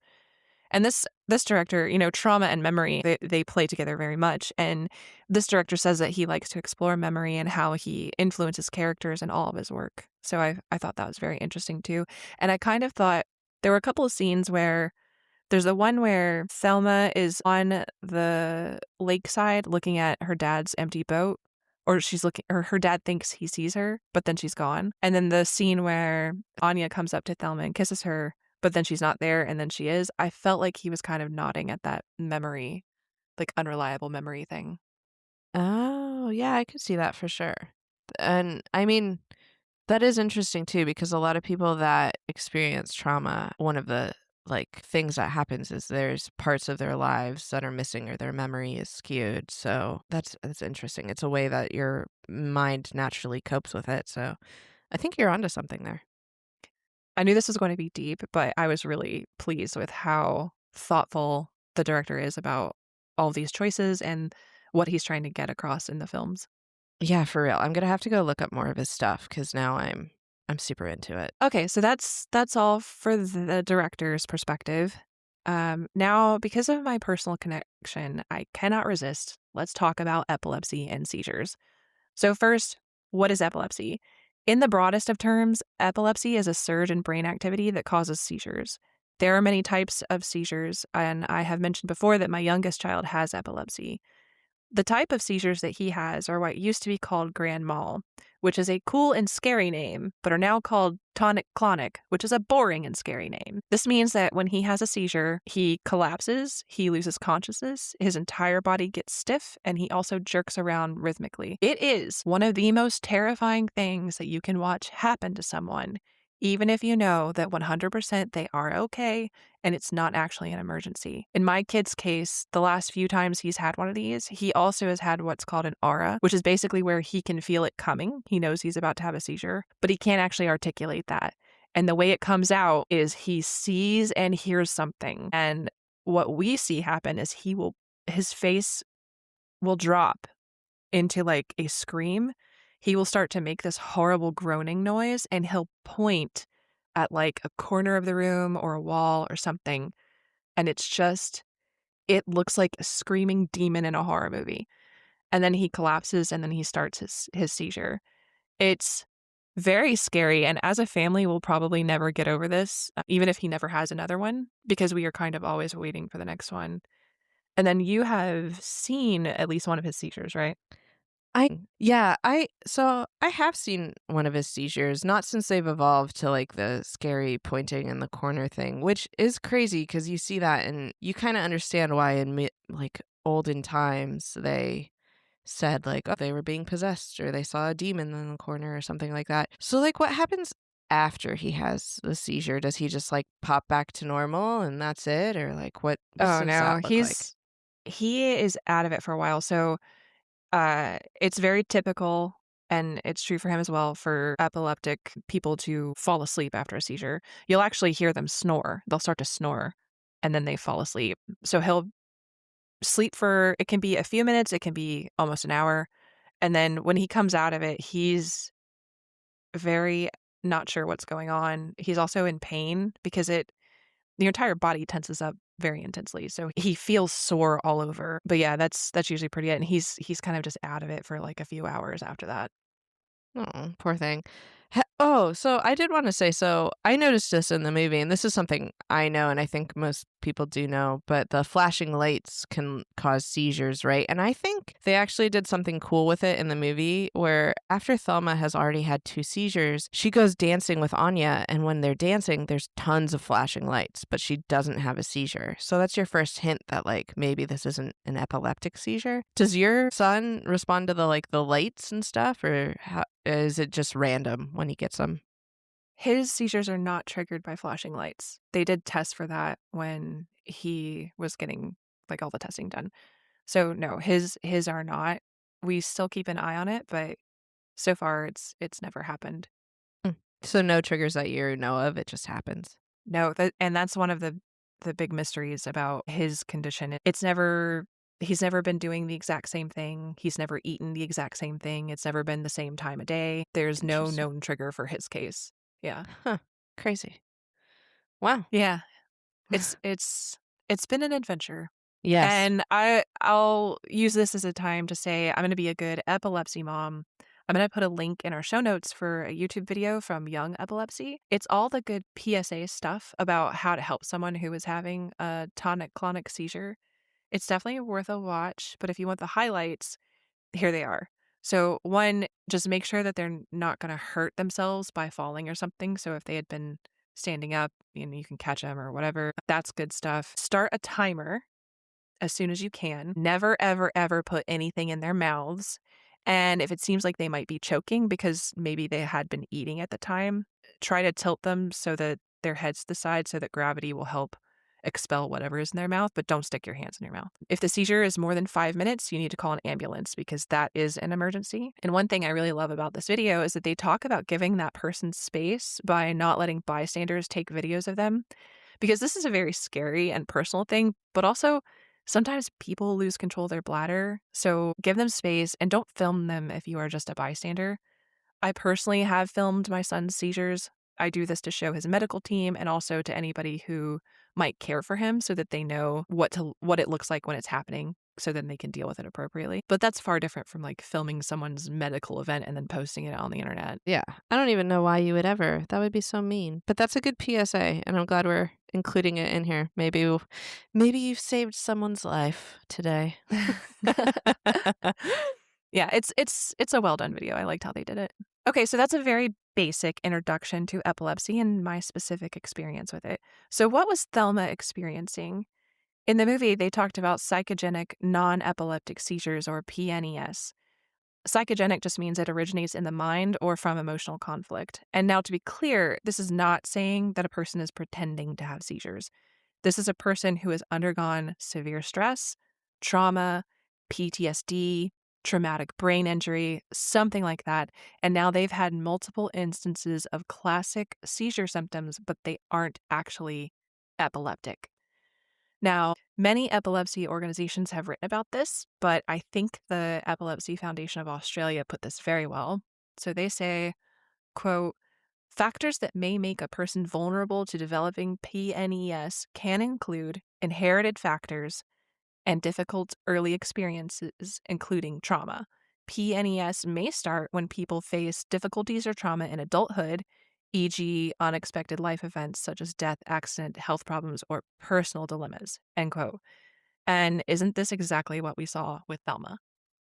Yeah, I mean, she had a traumatic experience as a young child with her little brother. Because I'm trying to think, when her brother disappears, she's not having a seizure, is she? No, but they say that her seizures started after that when she's talking with her doctor in her medical record. Yeah.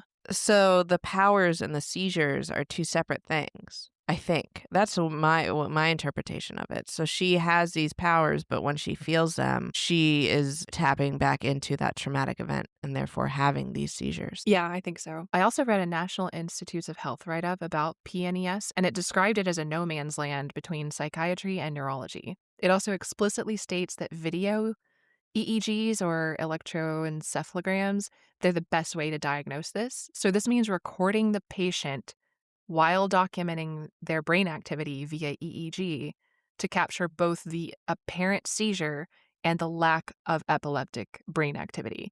So guess what? That super dramatic epilepsy clinic footage is a lot more realistic than you might think. I mean, I assumed it probably was realistic. It looks like literal torture, though. But I mean, I guess if you want an answer to your condition, but it seems awful. Like, I wish there was a better way for that to be diagnosed, because Yeah.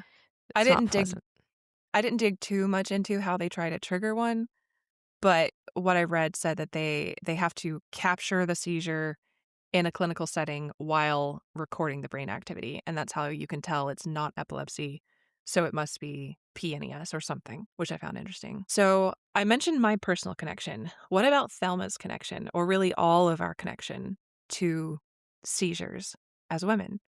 Historically, a lot of Western doctors believe that seizures only afflicted women, which it kind of makes you wonder what were they saying happened to men who have seizures? Like, they were calling it something else, right? They must have. Yeah, because it's not like guys don't have seizures. What the heck were they And it's funny because the two people I know with epilepsy are dudes. But yeah, gosh, that's interesting. I had no idea. Yeah, it's almost like they categorize everything different when it's women because they're the men writing the books. So remember the scene where Thelma is watching a video that's talking about PNES seizures, and she looks at all these images from across art and history? I'm going to briefly list all of the ones that I could identify, and then I'm going to talk about their connection to misogynistic medical views over time. I am doing this specifically because I know our fans really appreciate this, so of course I'll also provide links for everything in our show notes on the website. The first one you see is a close-up of something called Healing of a Possessed Woman, and this was by a 16th century Italian painter named Andrea del Sarto, and it shows a woman kind of collapsing into the arms of what look like some officials of some sort, and they are trying to heal her of her possession or a seizure. Yeah, this is one of the first ones I think that pop up where it's zoomed in just on the woman, but there's more to this painting and it's happening in the middle of a large crowd and there's a bunch of people watching her. And it does look like on the left there's like some priests or something praying over her, and on the right maybe it's like family members or something. It's interesting. Yeah, and one guy weirdly in a loincloth. I don't know. Who knows? Yeah.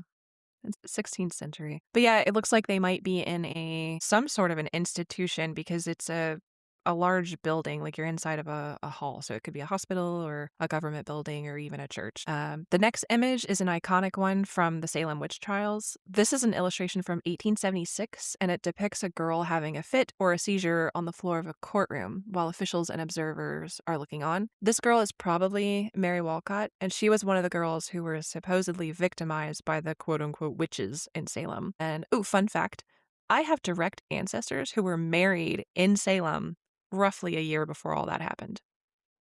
Aren't they also buried in Salem? I do have the family name buried in Salem. That's cool. And yeah. But yeah, Yeah. so in this picture, I mean, I feel like anyone who's interested in horror, specifically the Salem witch trials, has seen this picture. They're just in the courtroom. And this is when so if that's Mary Wilcott having the seizure on the floor, in this moment, she's claiming that the witches are controlling her, right? Yes. Yes. Yeah. So famous. You're either having it because you're a witch or because they're controlling you. Yep. And then the next image we see is of Joan of Arc being burnt at the stake. And by the way, do you know what she was actually burnt at the stake for? Like what her capital sin was? Okay, I hope I get this one right because as a Catholic, I went through confirmation and I got to pick like a new Catholic middle name, and I picked Joan for Joan of Arc. You pick a saint. I didn't know your Catholic name. That's so cute. So technically, my Catholic middle name is Joan. That's adorable. I love that. But isn't it because she pretended to be a man and led an army? And So I remember being told as a child that she was burned for blasphemy. But what actually got her is she would not stop wearing what the government said was men's clothing. So she was wearing her soldier garb. There's a lot more to it than that, but literally cross-dressing was part of her death sentence. Yeah. Yeah, I always knew. I mean, the reason I picked her was because at least the little bit I know about her was that she was a badass that just wanted to. It was a old-timey tomboy that wanted to lead an army. And it's like, hey, cool. Me too. I'm just picturing little Catholic Charlie Joan with her little army marching. My little goth army of misfits. Yes. A black parade. Yes. Literally. When I was. Okay. And then the next image is of a person that we sure hope is a doctor of some sort, and they are slicing into a person's head. This person is strapped to a chair and screaming as somebody is waiting with like a silver or like a pewter platter. This is an oil painting from the 1500s, and it's called An Operation for Stone in the Head. And while it depicts a surgeon literally trying to pull a rock out of somebody's skull, it's meant to be understood as a metaphor for removing madness from a person. And I think this is the most disturbing image in the entire lot. Well, it's disturbing for a lot of reasons. One, the artist definitely had a unique style, and the eyes are insane on every person in this thing. But yeah, it is a disturbing picture for sure, because the person who's getting the rock removed from their head is also fully awake. And when you think back to like surgical and medical practices back then, that's just what happened. So well, and the idea that this person might be doing something to treat a mental illness and that involves strapping them down and hurting them, like that's scary. Oh, that's scary for sure. But hello, lobotomies. I mean, that's yeah, no, it's consistent throughout history that we've done awful things to try to heal mental illness, but it's not been the right thing. The next image we see is another kind of classic Catholic iconography of saints. Did you know this one? This is Saint Tryphon. I don't know that gosh, the name sounds familiar, but I can't call this one out of my pocket like Joan of Arc now. So I didn't see anything really connecting him to seizures, although a lot of stories of saints will involve them having some sort of a fit or healing somebody from having a fit or healing possession. And in this case, his story is he is a healer. He helped some people who were supposedly possessed by demons. And he's also regarded as a saint of birds, which I think is why he's in this montage. Oh, because of the bird imagery. That makes sense. We then see another image of Joan of Arc, this time in her death sentence soldier clothes. This was by Albert Lynch, and it was published in 1903. It shows her in a field of lilies with her armor and her short hair, and she's looking badass, and I'm sure this is what little baby Charlie was conjuring when she picked her Catholic name. This is exactly it, yes. I love that. Yes. I think you had those same bangs when you were that age too, didn't you? Oh my gosh, I totally did. I had a bob cut just like that. That's so funny. Called it. You did. The last picture I'll talk about is we see this painting from 1887. This is called A Clinical Lesson at the Salpêtrière, which depicts a male physician using a woman patient to artificially produce the symptoms of what he called a hysterical attack. There are other images that were spliced into that video, but I did find some of the images, but I can't find reliable sources for them, so I didn't link them. But if any of the listeners have better sources, please share them because I think it's really cool. It's mostly the ones that look like patients and or medical staff in hospitals kind of tending to somebody experiencing some sort of a seizure. But yeah, I couldn't find a good source for them, so I didn't provide them here. All right, so what does all of this have to do with us or with Thelma?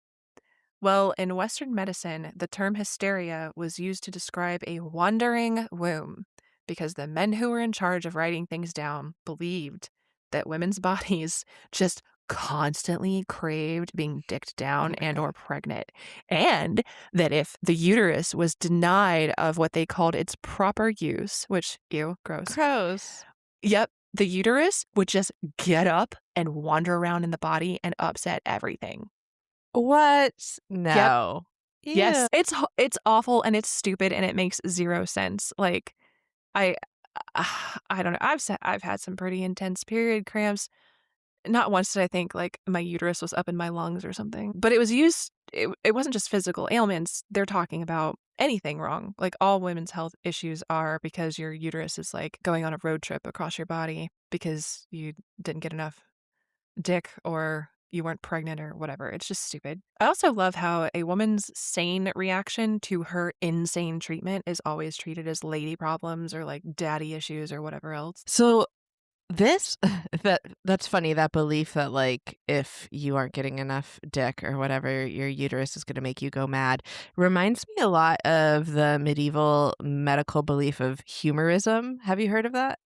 Oh, like your humors are out of balance? Yes, because they believed back then you had 4 vital fluids. It was blood, yellow bile, black bile, and phlegm. And if one of them had more than the other thing, you were out of sync, which is why bloodletting was such a common medical practice back then, because people would be like, oh, you're experiencing this madness because you have too much blood or whatever. Or you have this fever because you have too much blood. So they'd put leeches on you and actually make you probably die faster at the end of the day. But yeah, it reminds me a lot of that. So it's just, I mean, I know medicine is a learning practice, but man, when it comes to women, it's just a very uniquely, I don't know, it's crazy. The whole thing's wild. Yeah, it is. Learning like the year that a certain medical thing was learned as it relates to women, it's always far more recently than you think it should be. And some of that stuff starts with the year 2000. And you're like, no, why do we not know this before? A lot of it starts with the year 2000. Yeah. Like, what is it? PCOS has just been recently found and still nobody truly knows everything about it. And they've evolved. I think it's called something else now too, because they figured out it behaves a certain way. I don't know. I'm not an expert on this at all. Yeah. So I read an interesting piece from the Archive of Medicine and Health Sciences about historical perspectives on PNES. And they note that Hippocrates, often venerated by Western culture and a lot of, bro podcasts, argued that in women, the womb, this is a quote, the womb is the origin of all diseases, end quote. So, all. Yep. What about like the ones in men? Those two? All, if it's a woman and she's sick, it's her womb. It's her womb. Lovely. Yep. Cute. And Plato had an even more fun take on this. He viewed the womb as, quote, an animal, voracious, predatory, unstable, forever reducing the female into a frail and unstable creature, end quote. I'm sorry, but that's how I would describe a penis. Well, Yes. Thank you. Oh, gosh. But I mean, hey, call back to when I said it's actually kind of fucked up that they call these penis seizures. Like, how dare you? How come up with dare another they name? come up with any other acronym? What an episode this has turned into. I love it. I know. So, speaking of vicious wombs, which we need t-shirts that say that. Could that be our first merch? Vicious That would be wombs. That would be so funny. Wait, Just no. a vicious womb rising up out of a haunted sandbox. Out of a sandbox. Come play in our sandbox of vicious wombs. If you're brave enough. Oh my gosh. We could put that whole cursed Plato quote on a shirt, I think. Oh my gosh. You know what? Regardless of if we do it for merch or not, I'm making one for me. We should do it. We should do it. All right, so speaking of vicious wombs, let's talk about witches. Specifically, let's talk about European witchcraft in the 1400s. I know the answer to this, but have you ever heard of the Malleus Maleficarum? I have, of course, heard of that. Yes, I have. Also known as the Hammer of Witches. This is the famous and best-known treatise on witchcraft. And yes, I do have an English translation on my shelf, literally right now. My brother gave it to me on one of my birthdays because he is cool and I am weird. Thank you. Now, Charlie, I know you're aware of this publication. What do you know about it? Okay. Don't hate me if I'm wrong, because I do not have an English copy of the book. I'm just familiar with it. Isn't it just a list of like all the ways? Isn't this where like if you throw a woman into water with a piece of salt and one sinks and one floats, like then the one's a witch? Isn't that like what this book is? Yep, it's all about Okay. finding witches and how to recognize them in the field. Yes. When you're witch hunting and lock how them in a to- barrel and drown them. Yeah. how to torture the quote-unquote truth out of them and all of that stuff. It is a disgusting piece of crap. But to get into the, more of the details of what it is, this was written in the 15th century by a German Catholic member of the clergy named Heinrich Kramer, who, it would seem, had some real problems with women. Surprise! Specifically stemming from the fact that he tried and failed to burn a woman at the stake. This woman's name was Helena Schubrin, and Heinrich wanted to execute her for being a witch. Charlie, would you like to guess why he believed she was a witch? Oh gosh, there's so many answers I could go with. She wasn't married. She owned a penny. She said a word. She owned a penny. She had 1 cent to her name. Oh, yeah. Oh, and that's we won't go in this side trail right now, but Yeah. property and witchcraft and trying people for witchcraft, that there's A lot they're to it. connected. Yeah. Yeah, They are yes. connected. Yep. But no, I don't know if her shoes were too pointy. You tell me. I don't know. Okay. It's because she thought he sucked and she had the audacity to say it out loud to his face. How dare she? How dare a woman have an opinion? Ugh. But she was acquitted. She was the witch who got away, I guess, you fucking incel freak, Heinrich. Woohoo! And I guess this dude has just always been here, hasn't he? And also, where is Helena's movie? I want to see her movie. Legit. I wonder if there is one. We should look it up. Maybe there is. Somebody should make it. Yes. Ooh. Yes. Someone make that movie for us, please. Yeah. Thanks.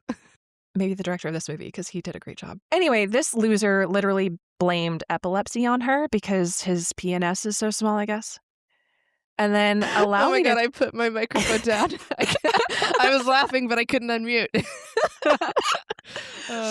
And then allow me to quote from his tiny PNS journal. The Hammer of Witches. Quote, "In the territory of the Black Forest, when a certain sorceress was being raised by the executioner from the ground onto the pile of wood prepared for her burning, she said, 'I will give you your payment.' And with that, she blew into his face, and he was immediately stricken throughout his body with fearsome leprosy, surviving only for a few days. Her horrible crimes are omitted for the sake of brevity, since the number of other stories that could be told about these points is virtually countless. We have frequently found that they inflicted epilepsy, the falling disease, on certain people. End quote. What do you suppose her horrible crimes were? Well, wait. Oh, wait. So this is a different woman? Yes, this is in Heinrich's Hammer of Witches, where Okay. he's describing a story where someone burned a woman alive and she spat on him and said he was going to get his payment, and then he ended up being struck with Okay. leprosy and then dying soon after. Gotcha. And then he goes on to say that people in her coven, I guess, were inflicting epilepsy on other people. So what did she do to get burned at the stake? Now, I don't know the answer to this, to be clear, we're just because guessing. yeah, Okay. because he refused to write it down because he's lazy and bad and sucks. But he says her horrible crimes are omitted for the sake of brevity. Oh, right. Oh, yes. I'm sure it was that she showed an ankle or, made some pretty art that was too risque. Yeah. It's always stupid. It's always something stupid. It's so But dumb. I don't know. Maybe, you know what? She didn't smile at him at the gym. That's probably what it was. Yes, the old famous, you look prettier when you smile. Mhm. I hope she did spit eye herpes on him or whatever, and I hope it hurt the whole time. Me too. I should note the director of Thelma said that he was using seizures and women's emotionality as a nod to how history has portrayed women and burned them as witches. So this was intentional. I didn't just go on a crazy little rabbit trail here. No, it definitely felt intentional. Because if you're talking about suppression of emotions, and then you're adding to it the layer of being a woman, it's just there's a lot to it. And she's feeling a lot of things. She's feeling it. It all makes a lot of sense. And her concerns and health and all of that is being diminished and suppressed and controlled. Okay, so what did you think? Because we see snakes feature quite a bit in this movie. What did you think of that imagery? What did you feel like it was representing to you? And does it remind you of any other figures in art and mythology? I mean, of course, I immediately thought of good old Adam and Eve, the creator of original sin, pulling the apple down from the tree and eating it, and then manipulating men into eating it as well, because women are the root of all evil, as we've discussed. That's what I thought of with the snake, because the snake approaches Eve. I'm sure you're going to talk about it. Yes. Yeah, I also was definitely getting like the biblical imagery of the snake tempting Eve, but it feels a lot deeper than that. And I found this really good article by Nomi Cappuccia in an Italian art magazine. To be clear, the English translation of this Italian art magazine. She says it much better than I could. And when she's discussing the role, she's not talking about the movie Thelma. She's just talking broadly about the role of serpent imagery in art. She says, quote, "It embodies both attraction and repulsion, threat and wisdom. Its potentially lethal bite makes it an emblem of power, but also of duality. It alludes as much to temptation as to the possibility of metamorphosis." End quote. Oh, I like that. Because when I said my answer, I wasn't thinking about the duality of the snake. I was just thinking about the sin and the repulsion piece. But I mean, I think the scene that struck me the most is where she is enjoying herself with Anya and allows the snake to slither into her mouth, seemingly accepting both pleasure and sin at the same time. So it does hit on that attraction and repulsion, and there's a lot to it. I like it. Right. Because she has associated her desire to be with another woman as something she should suppress. Yes, or be And- repulsed by. But to be clear, I don't think she should feel that way. It's just Right. Yes. And watching her accept that pleasure from Anya is her kind of accepting the snake. Yes. And I think so too. Which is why I think when she is in the epilepsy treatment and she makes Anya disappear, I think that's why she remembers throwing up at that party right after that happens. She remembers it as throwing up the snake because now she's trying to reject it. That makes sense. Oh, that's so good. Love it. So the same author goes on to talk about Eve, Lilith, and Medusa. And the entire article is very much worth a read, but I'll just quote one passage that really stuck with me here. Quote, In the confrontation between Lilith, Eve, and Medusa, a red thread emerges. The snake, from a real animal, turns into a symbol. It represents the enigma, the threshold, the passage between two states. It seduces to guilt and knowledge, to freedom, to rebellion. The three female figures share the fate of being narrated as the origin of disorder, evil, or the crisis of a system, and all over time have been rediscovered as an alternative possibility for reading power, desire, and female identity. The serpent, then, is a figure of language and metamorphosis. In the Bible, myth, painting, and psychoanalysis, it crosses the realms of faith, philosophy, and cultural history, and remains, to this day, one of the most ambiguous elements of Western civilization. End quote. What did you think of that? I really like that, actually. It's funny because when I saw the snake, I thought, oh, snake in an religious themed movie, it's kind of overdone. But then in the back of my mind, I forgot about Medusa, and I hope we get to do a movie at some point where we can dig deep into the Medusa myth and how it's been transformed today as like a empowerment kind of thing for women. And I really like that, taking this thing that was originally supposed to reduce women and creating it into power. I like it. Yeah, and there's a book called I, Medusa. It's by Ayana Gray, I think is how you say your name, that goes into this, exactly what you're talking about, and I love it. So if our listeners are interested, check out that book. And then to me, like watching this and thinking about, the imagery and what this movie is about, I found myself thinking about feminine horror and how it is often embracing that snake or embracing that monster, this part of ourselves that we are told is evil by society and by the men who hold all the power. I think the real evil is the corruption of what society has forced on us. And I think embracing the snake means recognizing that what society has tried to suppress and make you feel shameful over, whether it's your emotions or sexuality, none of that was ever shameful or evil, and embracing it and being who you are is just a very powerful thing. As a woman, that's how I felt about it. I definitely see how this would also resonate with anybody who's LGBTQ+. Beautiful. I love it. I couldn't agree more. And then shout out to the Mad Woman from Sewing Circle Pictures. She's on TikTok. She makes a lot of content that kind of touches on what we're talking about here. And Charlie and I both love her and are mildly obsessed with her. So yes, check her out if you're into this conversation, because she makes a lot of great videos about it. She does. They're very well done. Okay, Charlie, now that we are through this, what did we unearth in this sandbox of ours? What is this movie? Is it horror, tragedy, something else entirely? I think it is a horror movie meets rom-com.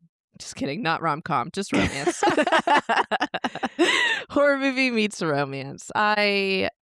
Because of the happy ending, I am so glad this movie ends on like a good note. Granted, the dad's dead, the baby's dead, that's a bummer, but at the end of the day, she finds herself, she finds her love, she embraces who she is, and I like that. And of course, it's horror for all the reasons we just spent probably almost 2 hours talking about. What do you think it is? I also think it's horror. I will say, if it weren't for the oppressive society that the characters come from or the oppressive family members, I think it would be a fairy tale or maybe just even a love story. And I guess that's my hope. I hope that what our horror stories are right now, maybe one day they feel like fairy tales to the ones who read them later, because society has progressed in such a good direction. So I'm going to call this one very hopeful horror. Oh, that's so sweet. Now I'm like picturing the fairy tale art for this book in the future.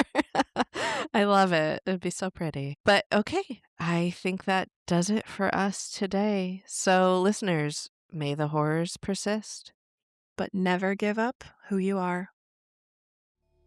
Thanks for listening to Horror Sandbox. No generative AI was used in the making of this podcast. For show notes, credits, and contact info, check out our website at www.horrorsandbox.com. Follow us on Instagram TikTok, and YouTube at Horror Sandbox. Don't forget to like, subscribe, and share this podcast with all the horror fans in your life.